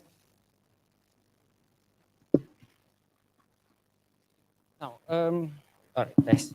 Now, in my honest opinion, right, when you say that dark technology, you are asking whether or not dark technology can actually affect those that are in the rural areas, because those are the people that tends to not have any internet connection, right? And now, when we talk about dark technology, we talk about specifically the bad aspect of technological advancement. So it does not necessarily mean digital stuff. For example, let's talk about automation. Automation is taking away a lot of manufacturing jobs, low-skilled jobs. And I argue that the way it affects the rural people is that for example, let's talk about farming jobs. As automation starts to happen, jobs, the jobs that can be done by a human got replaced by a robot. So it means that there will be lesser jobs for those in the rural areas. And regarding your second question, regarding what we can do to minimize the bad influence of dark technology, I argue that the best way to move forward is by government regulation. But unfortunately, government regulation tends to take time and it's very hard to do. That's why the best way to move forward is by putting the values of a good digital citizen in practice. For example, by spreading the values of a cyber ethical citizen, by a cyber ethical netizen, we can prevent things such as misinformation or cyberbullying. Look, little, long become big mountain. A small effort will eventually grow up bigger. Okay, so that's why I would like to argue the best way to move forward is by ensuring one by one members of our society to get together and ensure that everyone be a cyber ethical citizen. Thank you. Hi, may I take the question next? All right, so I will be answering this question on two aspects, two layers, right? So the first layer is, does it affect the rural area citizens? And the second is, how do we instill better, how do we ensure them not to get influenced by dark technology, right? So number one, we believe that it does actually still affect rural area citizens as well, because when there is a user, there will always be an implication. So what are the types of influences that can actually be incurred to rural area citizens? We believe that when these rural area citizens have less internet, they would therefore have less chances to actually learn about that technology that they are using. And they are also, when they actually consume information on social media, for example, or on the internet, they have less chances to fact check the sources, or they have less chances to actually learn about how to differentiate between different social norms or different code of ethics on the online world. And we believe that that is how it actually affects these rural area citizens. And when we talk about dark technology, right, we are not only referring to social media or the internet, right? We are also referring to technology which eases their daily routines, right? So we believe that because these rural areas are less developed and are poorer, therefore we believe that the technology that they receive would be of less safety. Those type of technology that they get would be of less quality and less safety, and this is how it negatively influences them. They have no other access to better technology because they are living in the rural area, and we believe that even if they are living in the rural areas, they would still be affected by these technology, which has less safety, because these companies want more profit, and this is how it affects them. So approaches to mitigate the influence of dark technology, we think that it is actually the same as what we are doing now. So we believe that in these rural areas, since they are not yet that exposed to technology, we believe that it is best to first tell them to identify the right enemy. Who is the enemy here? The enemy is actually their own ethics. So they need to first know to actually educate themselves and to actually let themselves know the capabilities of that technology and how they can actually prevent themselves from straying to dark technology. And second of all, we believe that law enforcement can also actually help in mitigating this issue, where these law enforcement can actually provide them a clear guideline on what is the right thing to do and what is not the right thing to do. And education and awareness should also be extended to them in the rural areas. Thank you. That's okay, Team A. If you can sit down, no need to answer the questions. I want to pass to that team. Yeah. Thank you, Mr. Chairman. Assalamualaikum warahmatullahi wabarakatuh. I'd like to address my question to Team B. Yeah, I detect a little bit of conflict in your stand, so I would like to seek clarity on your stand because, if I may quote your statement, you said that rapid digitalization is dark technology. However, we should continue to use it. So I'm rather confused. So what really is your stance on dark technology and why you are recommending that we should continue to use it? So what is your stance really? To reclarify, I did not say that rapid digitization is a part of dark technology, but I'm saying that dark technology coupled with COVID-19 is causing rapid digitalization in our society and our way of life. And that's why, in order to, and yeah, that's the first thing. And second of all,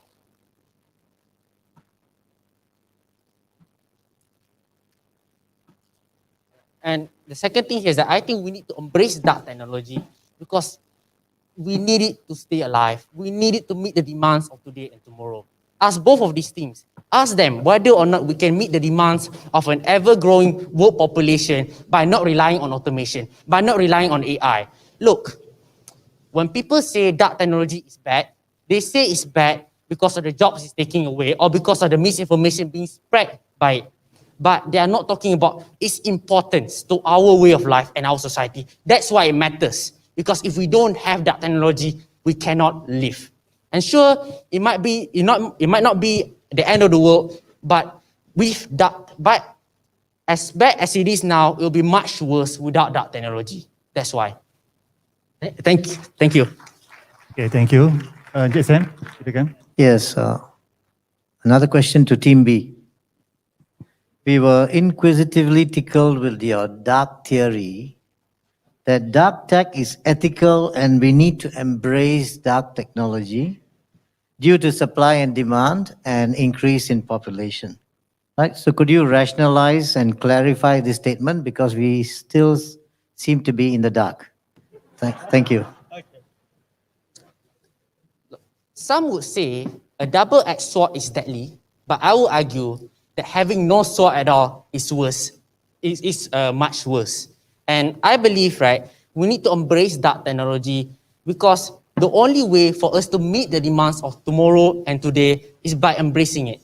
Without automation, there will be no such things as mass production of items. Without robots making our iPhones in China, there will be no such things as cheap electronic devices. Without farm vehicles harvesting rice or harvesting food, we cannot have cheap prices for food and essential items.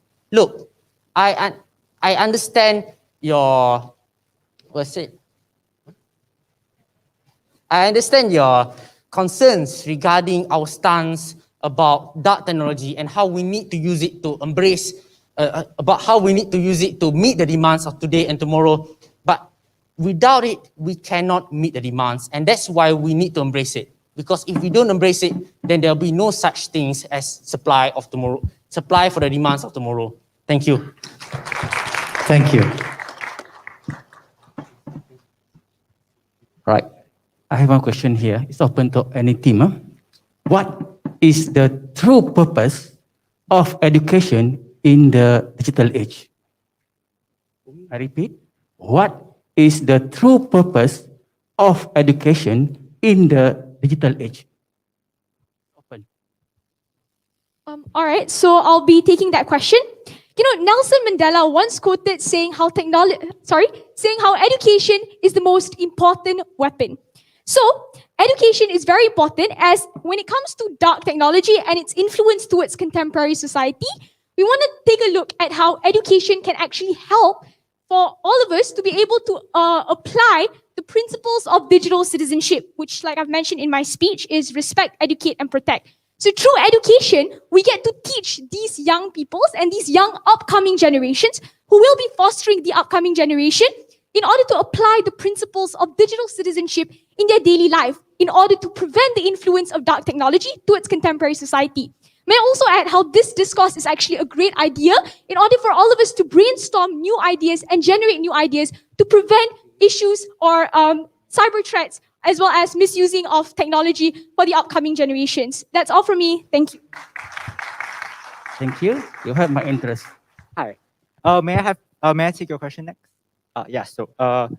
So we think that the true purpose of education in the digital age is, number one, education is there to teach people how to consume information, not what type of information you should consume, but how do you consume information? Because we are living in an age where there's an explosion of information everywhere in the world. We don't only get information from schools now, or books now, or magazines. We are now getting information from your phones, from your tablets, from your computers, from everywhere in the world. And this is why people need to be taught how to consume information. Number two, we believe that education is also needed to teach people about critical thinking. And because these future generation is the ones who is going to take the lead of actually developing technology, they should be taught how to think before they think and plan and pause before they actually make impulsive decision. Because from what we can see here,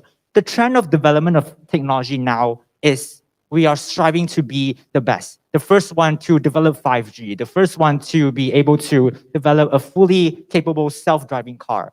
However, what we don't actually realize is how we should be able to develop a safe AI, a safe 5G that doesn't actually impact people negatively, too negatively, right? We need to actually educate them to be able to actually integrate ethics into the development of technology. And that is something that is very important in today's world, right? Thank you. I think one of the two benefits of using education to in the digital world is by one of the first things we can do is that we can build good character from a very young age. Education is a very powerful tool, and education can shape a person's character, and education can shape a person's behavior. And if we use education from a very young age, there's a higher chance of people not misusing that technology. Look, and then the second benefit here is that with the introduction of education in the digital age, we can actually reduce the probability of people abusing that technology. And look, we cannot stop using that technology, and we cannot stop technological advancement. That's why we need to live with it. And the best way to live with that technology is by ensuring the values of a good digital citizen to be practiced by all layers of society. Okay, I have a question to Team A, Team B, and Team C. So happen the topic is dark technology. What is the influence of dark people? I'm saying here is dark people is not the color of skins like mine, but the bad people. Are we blaming hardware and software rather than peopleware? And most importantly is the hardware, the kalbun salim, the perisian hati, yani karakter jiwa itu sendiri rather than the hardware and software. We ourselves have to look into ourselves. So what is your stand on it? Team A, Team B, and Team C. Thank you.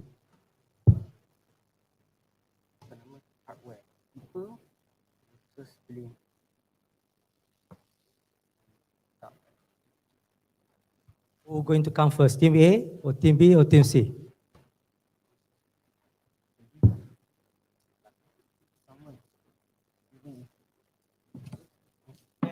Team B.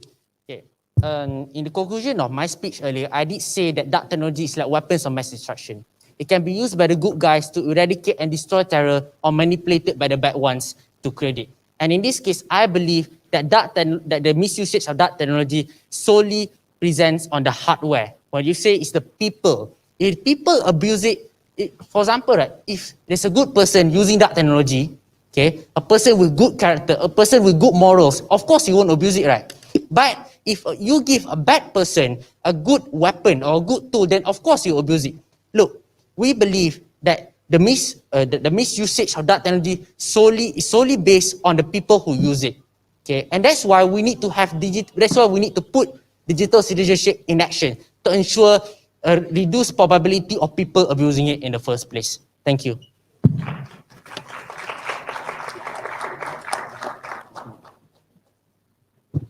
Now, can I take your question? Oh, sorry. Thank you. So now, your question was about dark people. What are the influences of dark people in contemporary society? So now, thank you for reiterating our stance. Our very stance is that so far, in terms of dark technology, we've been blaming the wrong culprit.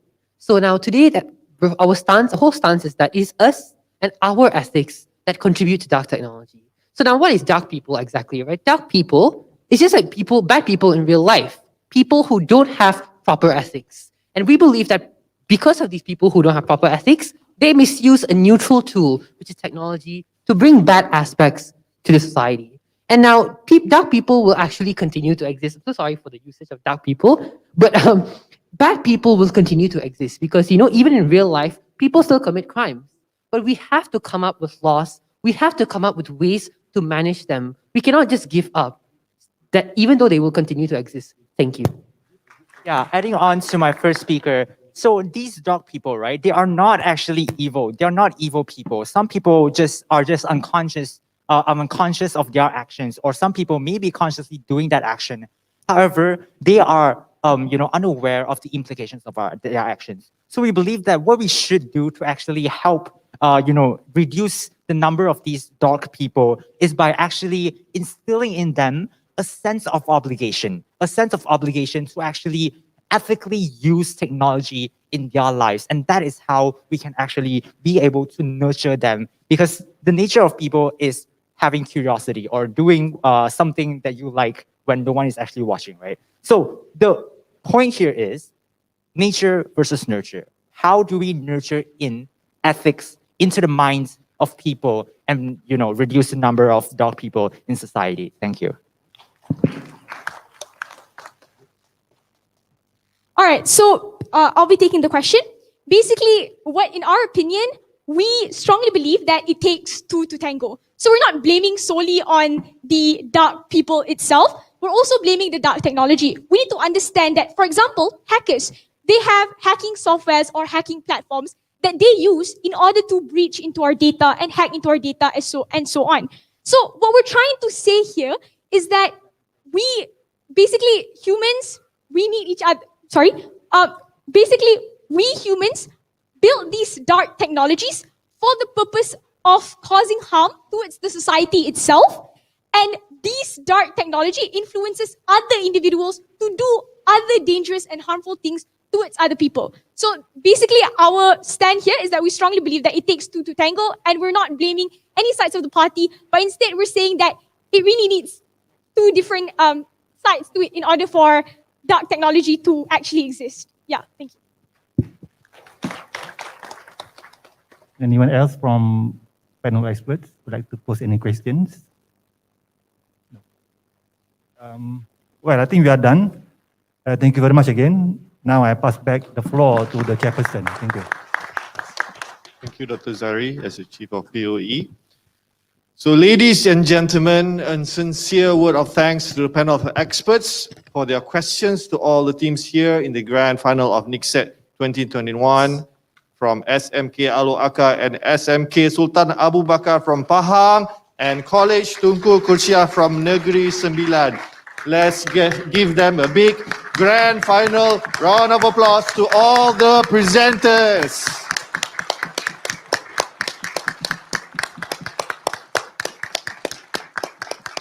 Great job, guys and girls. Ladies and gentlemen, this brings us to the end of the National ICT Security Discourse CyberSafe Challenge Trophy 2021 Grand Final. Before the results are announced, I would like to call upon all the panel of experts to proceed to the Secretariat Lounge to tabulate their marks. The results will be announced during today's closing ceremony. Okay? So request the audience to remain seated and the viewers to remain online while we wait for the results of today's discourse from the panel of experts. Once again, I would like to thank all the team members and timekeepers for their participation in today's grand final of National ICT Security Discourse CyberSafe Challenge Trophy 2021. But before that, I would like to invite all the teams to make way and step down.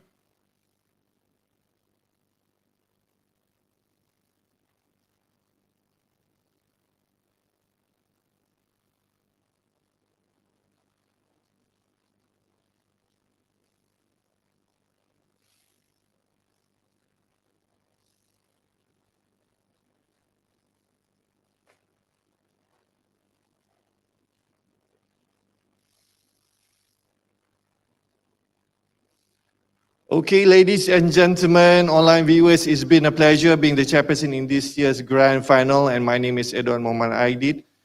Okay, and I would like to say NICTSeD Dare to Discourse. I would like to give this session back to Mr. Adrian. Over to you. Ladies and gentlemen, we say thank you to Encik Idwan Mohamed Aidid for your candor as chairperson. Thank you very much. And ladies and gentlemen, what an amazing discourse that was. So, ladies and gentlemen, just as Encik Idwan has rightly said, we've invited our panel of experts to exit the ballroom, And in a stipulated amount of time, they will be deliberating their thoughts that will eventually, hopefully, produce a winner at some point. Encik Idwan, once again, thank you. Let's give him a nice warm round of applause.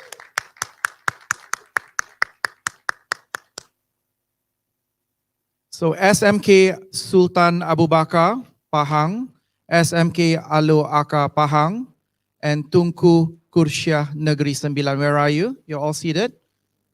You know what? In the morning, I was wanting to ask for your IG handles and then be your friend on IG. Now that I've heard you speaking, I think I don't want to be your friend. You're more intelligent than I will ever be. Ladies and gentlemen, I would like to just see a show of hands of the teachers from Sultan Abu Bakar, Alo Aka, and Tunku Kursyah. Are you around?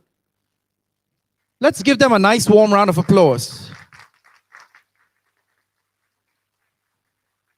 If these are the students that you are producing, there is hope for this country. Thank you.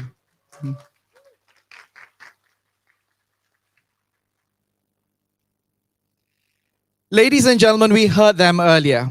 Back to entertain us with a rendition of popular music. Once again, please welcome the St. John's Alumni Pipe Band Malaysia.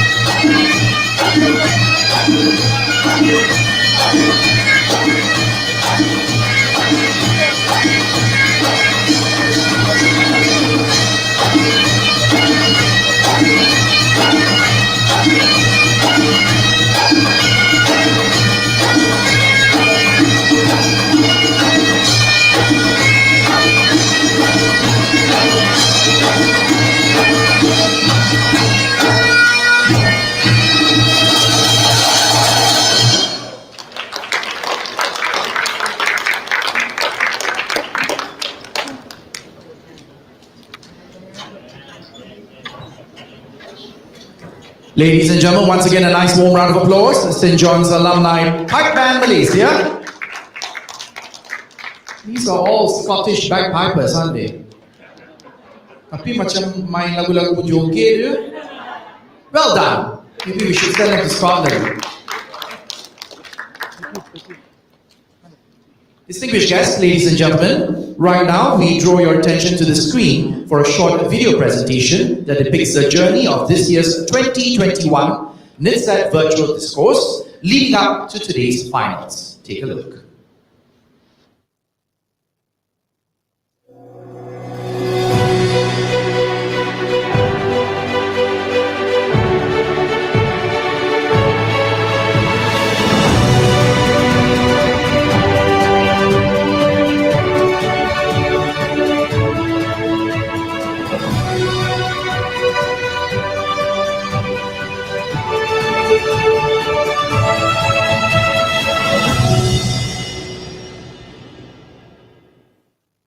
Bismillahirrahmanirrahim. Assalamualaikum warahmatullahi wabarakatuh, and very good day to all. First and foremost, I would like to congratulate schools that have submitted their audition video for this year's National ICT Security Discourse NICTSeD 2021 Virtual Discourse, despite the challenges that we are facing now. Since inception, NICTSeD has already received 700 submissions or participation from all schools across the nation. Approximately 115 topics have been discussed, and all related to cyber safety and cyber security. As we all know, the implementation of Movement Control Order or MCO due to COVID-19 pandemic in 2020 greatly affected the competition. Therefore, this year, NICTSeD 2021 Virtual Discourse marks an exciting new chapter towards an alternative approach. I'll start in 3, 2, 1. Good day to our brilliant panel of judges, teachers, friends, and not forgetting my worthy opponents. Singkat Sekolah Menengah Datuk Razali Ismail is really eager to start now. Now, Guardian Initiative is basically just the Malaysian government using all the existing laws, right, to control the acts of these companies. Yeah, sure. Actually, my question is it's open. Anybody can answer this question. Announce now the winning team for this session. The winner goes to Johor. The winner goes to Bismillah. Sekolah Menengah Tun Fatimah. The uniqueness of NICTSeD 2021 is that it went through from a virtual platform, from Octo Final, approximately 75 participants from schools all over the nation. It goes through the rounds, and today at NICTSeD 2021 we have only 3 finalists. The team that will go to the next round is Alo Akar Pahang. Team's preparation is quite, so I say, hectic. All of our preparations are done during the night, like 1 a.m., 3 a.m., when all of us will enter a Discord call and talk with each other. Champion is College Tengku Kursiah. College Tengku Kursiah Negeri Sembilan. I believe that NICTSeD has actually provided us with a platform for us to brainstorm ideas on and discuss ways on basically how to overcome certain specific cyber threat or issues. The winning team goes to Team B, SMK Sultan Bakar Pahang. The journey of going through NICTSeD is very, very important, and it's also very enlightening for us and very enriching for everyone who joins us. The nervousness, the adrenaline rush of discussing itself, and I think that's the highlight. The joy of going into a competition and meeting new people that you never know before. It's something for you to do. It's very challenging, and going out to discourse is something that is very hard.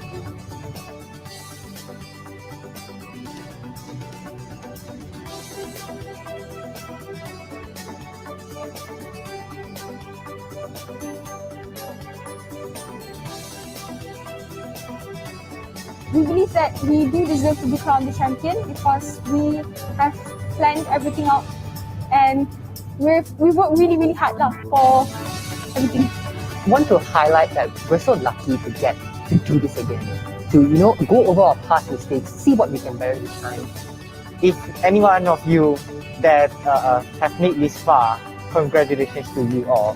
That you did a hard work coming this far, even spending nights and days just to prepare for the NICTSeD. To all the finalists, I hope you will do well and make this competition a great competition and enjoy this journey.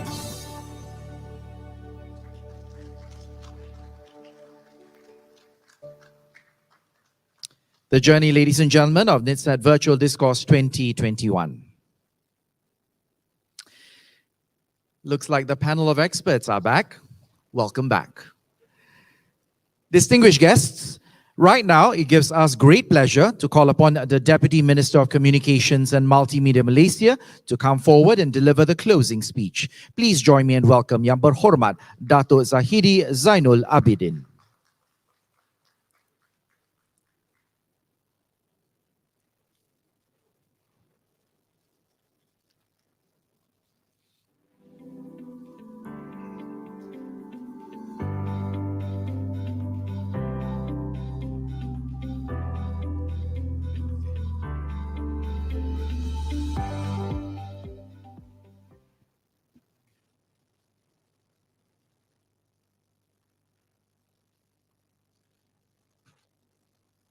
Assalamualaikum warahmatullahi wabarakatuh dan salam sejahtera.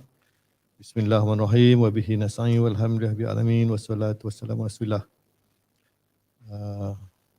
Yang amat berbahagia Jeneral Tan Sri Datuk Sri Panglima Muhammad Azumi Muhammad, Chairman Board of Directors Cyber Security Malaysia. Yang bahagia Datuk Teknologis Dr. Haji Amiruddin Abdul Wahab, Chief Executive Officer Cyber Security Malaysia. Yang berusaha Cik Zainal Abbas, Director of School Management Division, Ministry of Education Malaysia. Yang berusaha Puan Maznah Abu Bakar, Director of Education Resource and Technology Division, Ministry of Education Malaysia. Yang berbahagia Lieutenant Colonel Mustafa Ahmad, Senior Vice President Outreach and Capacity Building Cyber Security Malaysia. Yang berusaha Tuan Haji Syaiful Hasnan Abdul Hamid, Deputy Director Educational Resource and Technology Division, Ministry of Education Malaysia. Distinguished panel and expert for National ICT Security Discourse Cyber Safe Challenge Trophy 2021. Participant and finalists of NICT 2021. Congratulations from Pahang. Kira hebatlah Pahang. Tapi two from Pahang. None from Perlis or Penang. Tadi ada lagu Pahang, joget Pahang. Kan? Jadi coincident, Prime Minister also from Pahang kan. Kalau Allahyarham P. Ramlee hidup lagi, dia kata, wah ini hebat, Scotland main lagu Pahang, joget Pahang. Strategic partners,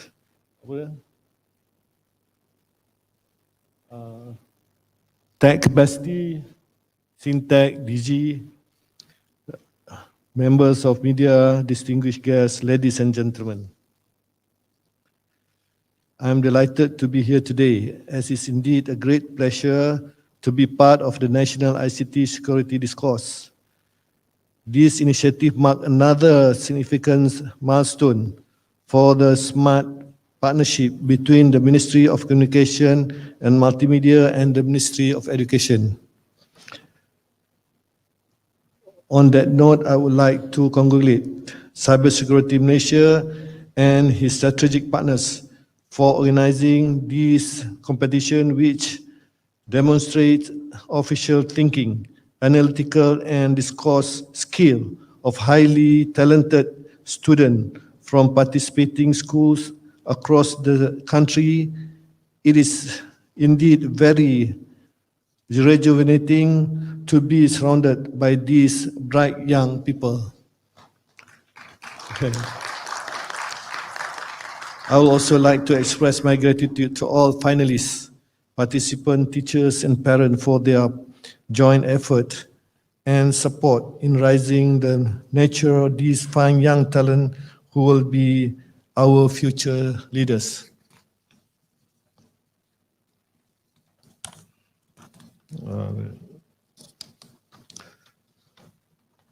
In this digital era, the technology and internet unleash a new world of extraordinary opportunities for our Keluarga Malaysia, especially the youth.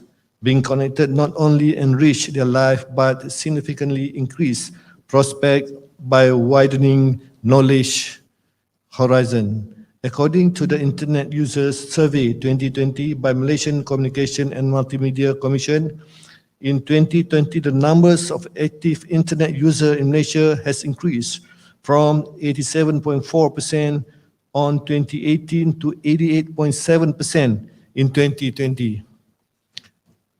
Undeniably, the technology and internet have added a new dimension in the way people communicate, interact, and socialize with other Keluarga Malaysia.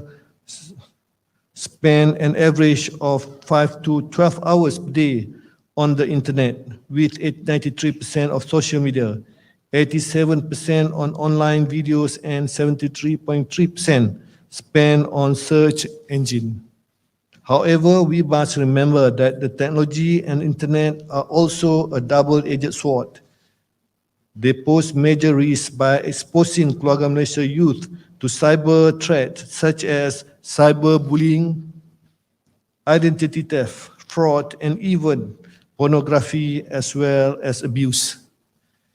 As younger generation of Keluarga Malaysia gain unlimited access to the benefit of internet, their exposure to online risks have also escalated. For example, the COVID-19 pandemic has led to an inevitable surge in the use of digital technologies due to the social distancing norms and nationwide lockdown.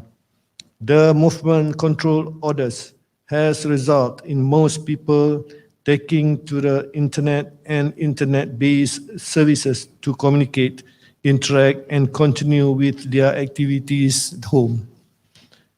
This causes growing addiction to digital devices such as smartphones, tablets, and computer, particularly amongst the Keluarga Malaysia young children and adolescents. Although there are these gadgets for home-based teaching and streaming, yet they are often distracted by online games and social media platforms such as TikTok, Facebook, Instagram, and YouTube. Recently, a new threat in the form of online harassment has emerged: Zoom dragging and Zoom bombing, refer to an unwanted and disruptive intrusion during video conferencing call, generally caused by internet troll. These Zoom riders share meeting codes to rate online teaching and classes session, then spread hate speech and flash inappropriate content during the video conferencing call. Based on the cybersecurity incident reported by the Cyber 999 Help Center managed by Cybersecurity Malaysia from January to November 2020, the top 3 incidents reported are fraud, 6,737 cases, intrusion, 1,354 cases, and malicious code, 578. These incidents show that the public awareness level in Keluarga Malaysia need improvement, as people are still falling victim of cyber threat. Therefore, the issues of ethics, responsibility, and positive use of internet have become very critical, especially to our younger generation. There is an urgent need to ensure our young generation are taught to be safe, secure and responsible internet users to ensure a positive online experience. Ladies and gentlemen, as Keluarga Malaysia embrace digital lifestyle, cyber ethics, which is the code of responsible behavior on the internet and positive well-being of the internet users, become necessity. Teaching digital citizens about the ethic of use digital technology devices become an integral part what can be make a happy family safer online today environment. To attain such cyber ethic, one must understand appropriate norms and responsible behavior about technology use as well as knowledge scale, values and attitudes on ways to protect themselves and other internet users in the cyber world. The government has also taken a proactive role in making resources and precaution steps to curb the deterioration of ethical and moral values among the internet users. One of the efforts is installing the principle of Rukun Negara into cyberspace. Earlier this year, Etika campaign was organized to elevate the knowledge on cyber ethics and uphold good moral citizen in line with the Rukun Negara when navigating, interacting, and transcending online. Though cyber safe in school, strategic partnership with MOE, we developed National Cyber Security Awareness Module. This learning and teaching module on cyber security developed according to the level of student, understanding the National Cyber Security Awareness baseline study conducted in 2016 identified 4 key areas of which are cybercrime, cyberbullying, social media, and internet addiction. Based on these key figures, developed 6 main topics for the module, which are online ethics, cyberbullying, internet addiction, media, social, digital citizenship, and screen time balancing. Since 2018, Cybersecurity Malaysia, in collaboration with the Hospital Chancellor Tuanku Musris and the Faculty of Medicine, University Kebangsaan Malaysia, have carried out several studies and research to determine the presence of physical and psychological health threats, namely cyber health risk baseline survey among adolescents, cyber parenting bootleg, and future collaboration for cyber ethic readiness index. With this in mind, we would like to call upon organizations to step forward and contribute towards helping our young develop strong competencies of navigating the cyberspace. I strongly urge more organizations from the industry and private sector to form collaborative partnership to nurture these students towards becoming ethical Keluarga Malaysia digital citizen.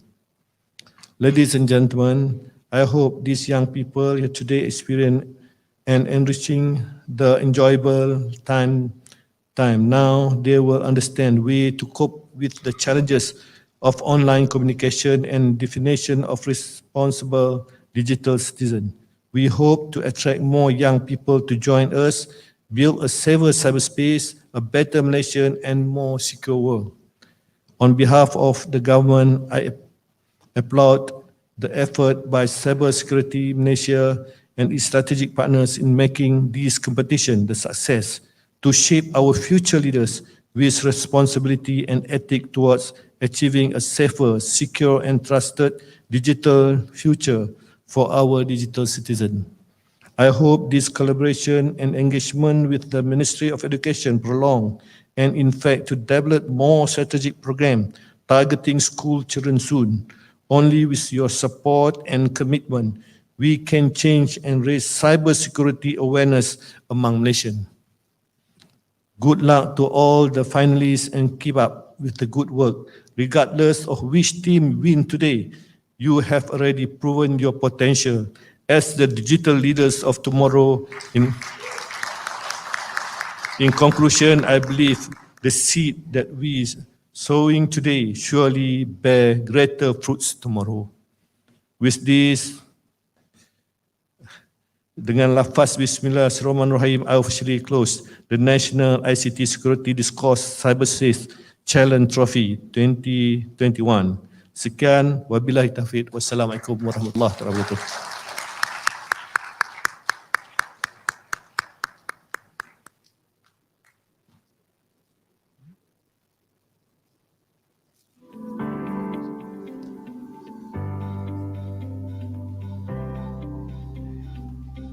Ladies and gentlemen, a nice warm round of applause to our Deputy Minister of Communications and Multimedia Malaysia, Yang Berhormat Dato' Zahidi Zainul Abidin. We would like to invite you to take your seat, sir, because I've been told that we have a certain individual coming on stage to announce results. It's not going to be me. Tepukan diberikan kepada Timbalan Menteri Komunikasi dan Multimedia Malaysia. Terima kasih majlis mengucapkan atas ucapan tadi. Yang berhormat, terima kasih. Ladies and gentlemen, here to announce the category winners and then the champion of the CyberSafe in School National ICT Security Discourse CyberSafe Challenge Trophy 2021. Please welcome the Chief Technical Officer for NICTSeD 2021, Ms. Tan Wan Ying.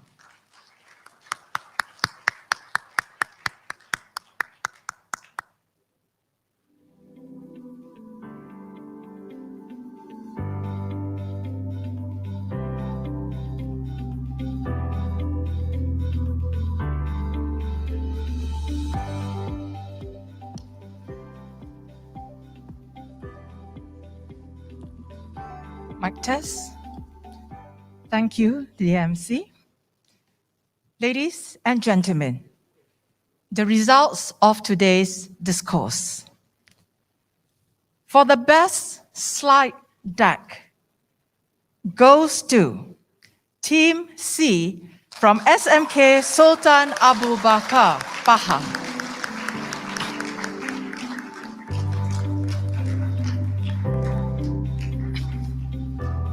I will now announce the best presenter, after which the second runner-up, the first runner-up, and then our champion. The best presenter goes to presenter number 2 from Team A, Zalia binti Zamin of Tengku Kursia College, Negeri Sembilan.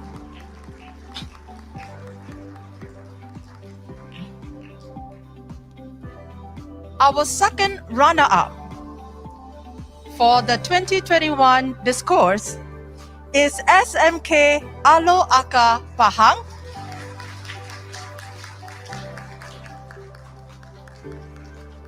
The first runner-up is Team A, College Tengku Kursia Negeri Sembilan. Ladies and gentlemen, the champion of NICTSeD 2021, SMK Sultan Abu Bakar of Pahang. Back to the MC. Ms. Tan Wan Ying, thank you very much. Chief Technical Officer for NICTSeD 2021. Ladies and gentlemen, presenting our winners with their winning plaques, trophies, and prize award. Would you please join me and welcome back our guest of honor, Deputy Minister of Communications and Multimedia Malaysia, Yang Berhormat Dato' Zahidi Zainul Abidin, accompanied by Yang Berusaha Encik Zainal Abbas, Director of the School Management Division of the Ministry of Education, Yang Amat Berbahagia General Tan Sri Dato' Sri Panglima Muhammad Azumi Muhammad, Chairman Board of Directors Cyber Security Malaysia, and Yang Berbahagia Dato' Technologist Dr. Haji Amiruddin Abdul Wahab, Chief Executive Officer Cyber Security Malaysia.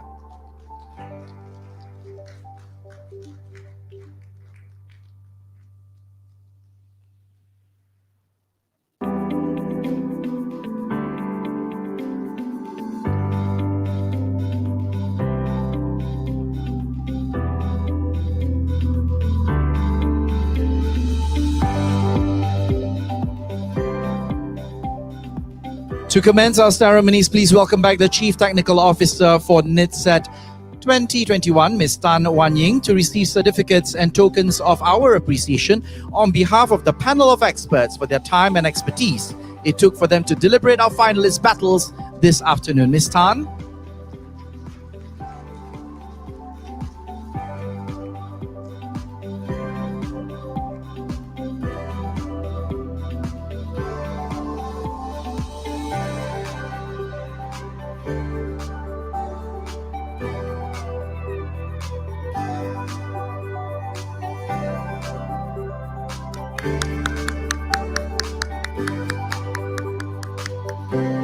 Ms. Tan and panel of experts, thank you. Ladies and gentlemen, receiving a certificate, a plaque, and a check of 500 ringgit for the best slide deck category. Would you please welcome your winner, SMK Sultan Abu Bakar Pahang.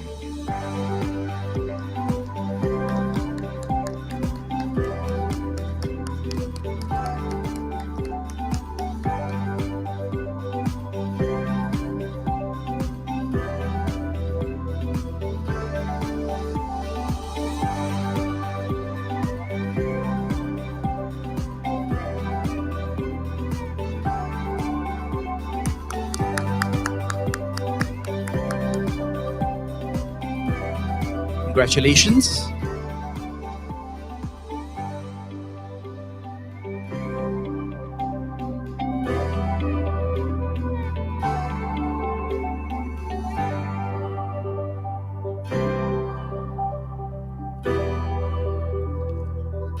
Ladies and gentlemen, our best presenter receiving a certificate, a plaque, a Galaxy Tab, a t-shirt and a check worth 1,000 ringgit. Best presenter category, please welcome Zalia Zamin, Tunku Kursia College, Negeri Sembilan.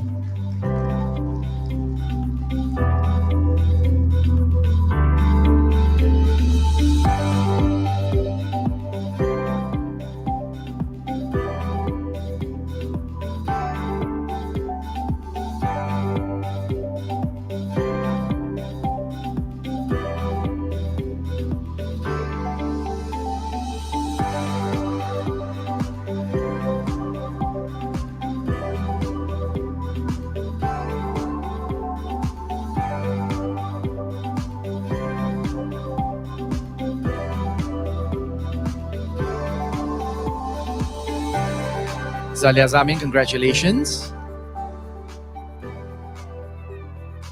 Second runner-up, ladies and gentlemen, receives a certificate, each plaques, the Piala Ketua Pegawai Executive Cybersecurity Malaysia Trophy, and a check worth 1,000 ringgit. Please welcome your winner, SMK Alo Aka Pahang.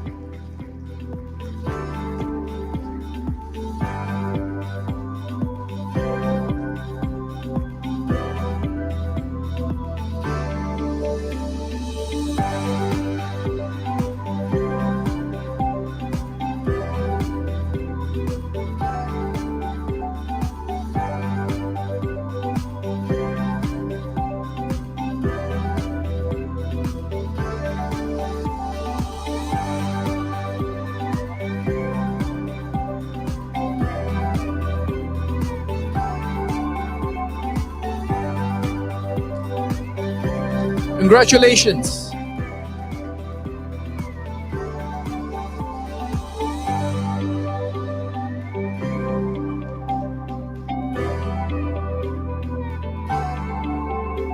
Second runner-up, ladies and gentlemen, 2021.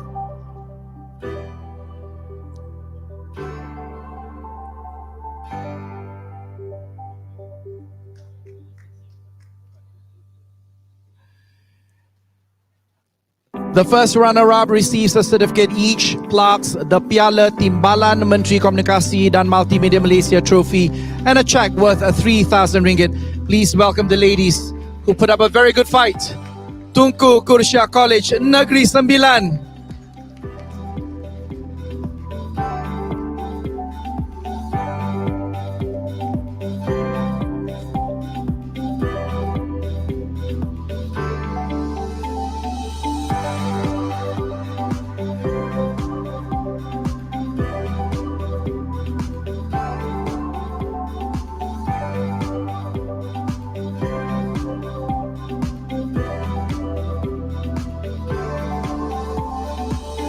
First runner-up, ladies and gentlemen, give them a nice warm round of applause.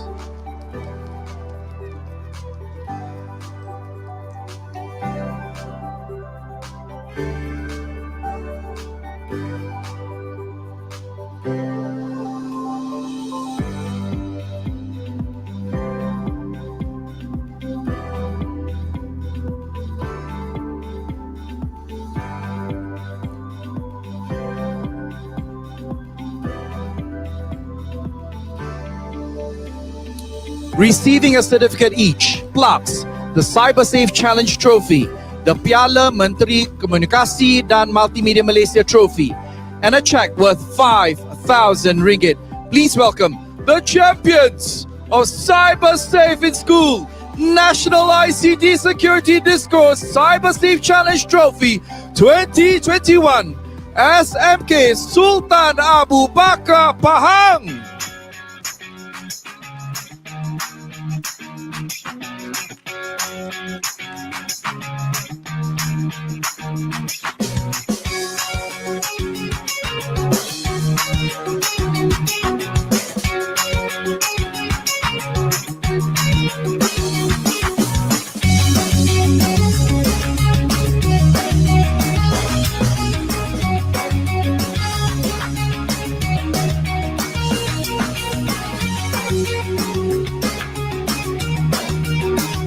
Raise your trophies. Sekolah Menengah Kebangsaan Sultan Abu Bakar Pahang for photos. Raise your trophies.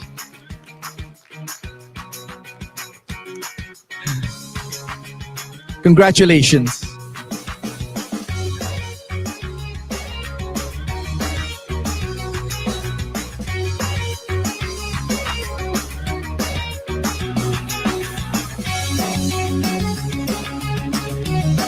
Final photos with our champions.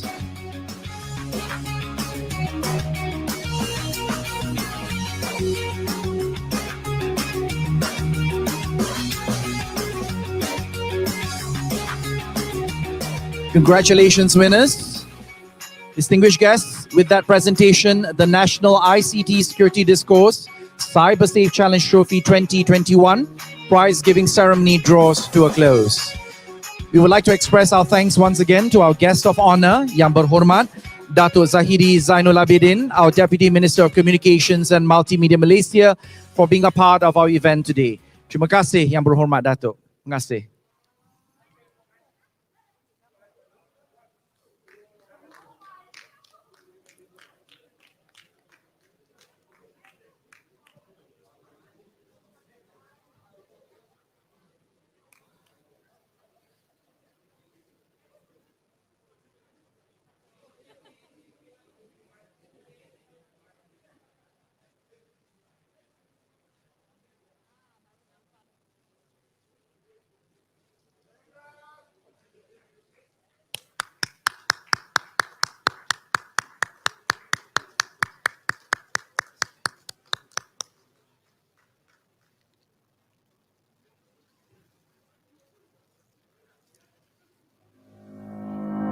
Congratulations, champions. Our distinguished guests, we say thank you. Majlis mengucapkan ribuan terima kasih kepada Yang Berhormat Dato' Zahidi Zainul Abidin, Timbalan Menteri Komunikasi dan Multimedia Malaysia, kerana telah sudi meluangkan masa untuk menyempurnakan atur cara majlis pada petang ini. Terima kasih, Yang Berhormat Dato'. Members of the media, a question and answer session will take place at Izora room very shortly, and that is on this floor. Our ushers will lead you there. To our other guests, please enjoy refreshments at the foyer. And until next year, thank you very much for coming, and stay safe, Malaysia. Ladies and gentlemen, announcing the departure of Yang Berhormat Dato' Zahidi Zainul Abidin, Deputy Minister of Communications and Multimedia Malaysia. Yang Berhormat Dato', majlis mengucapkan ribuan terima kasih.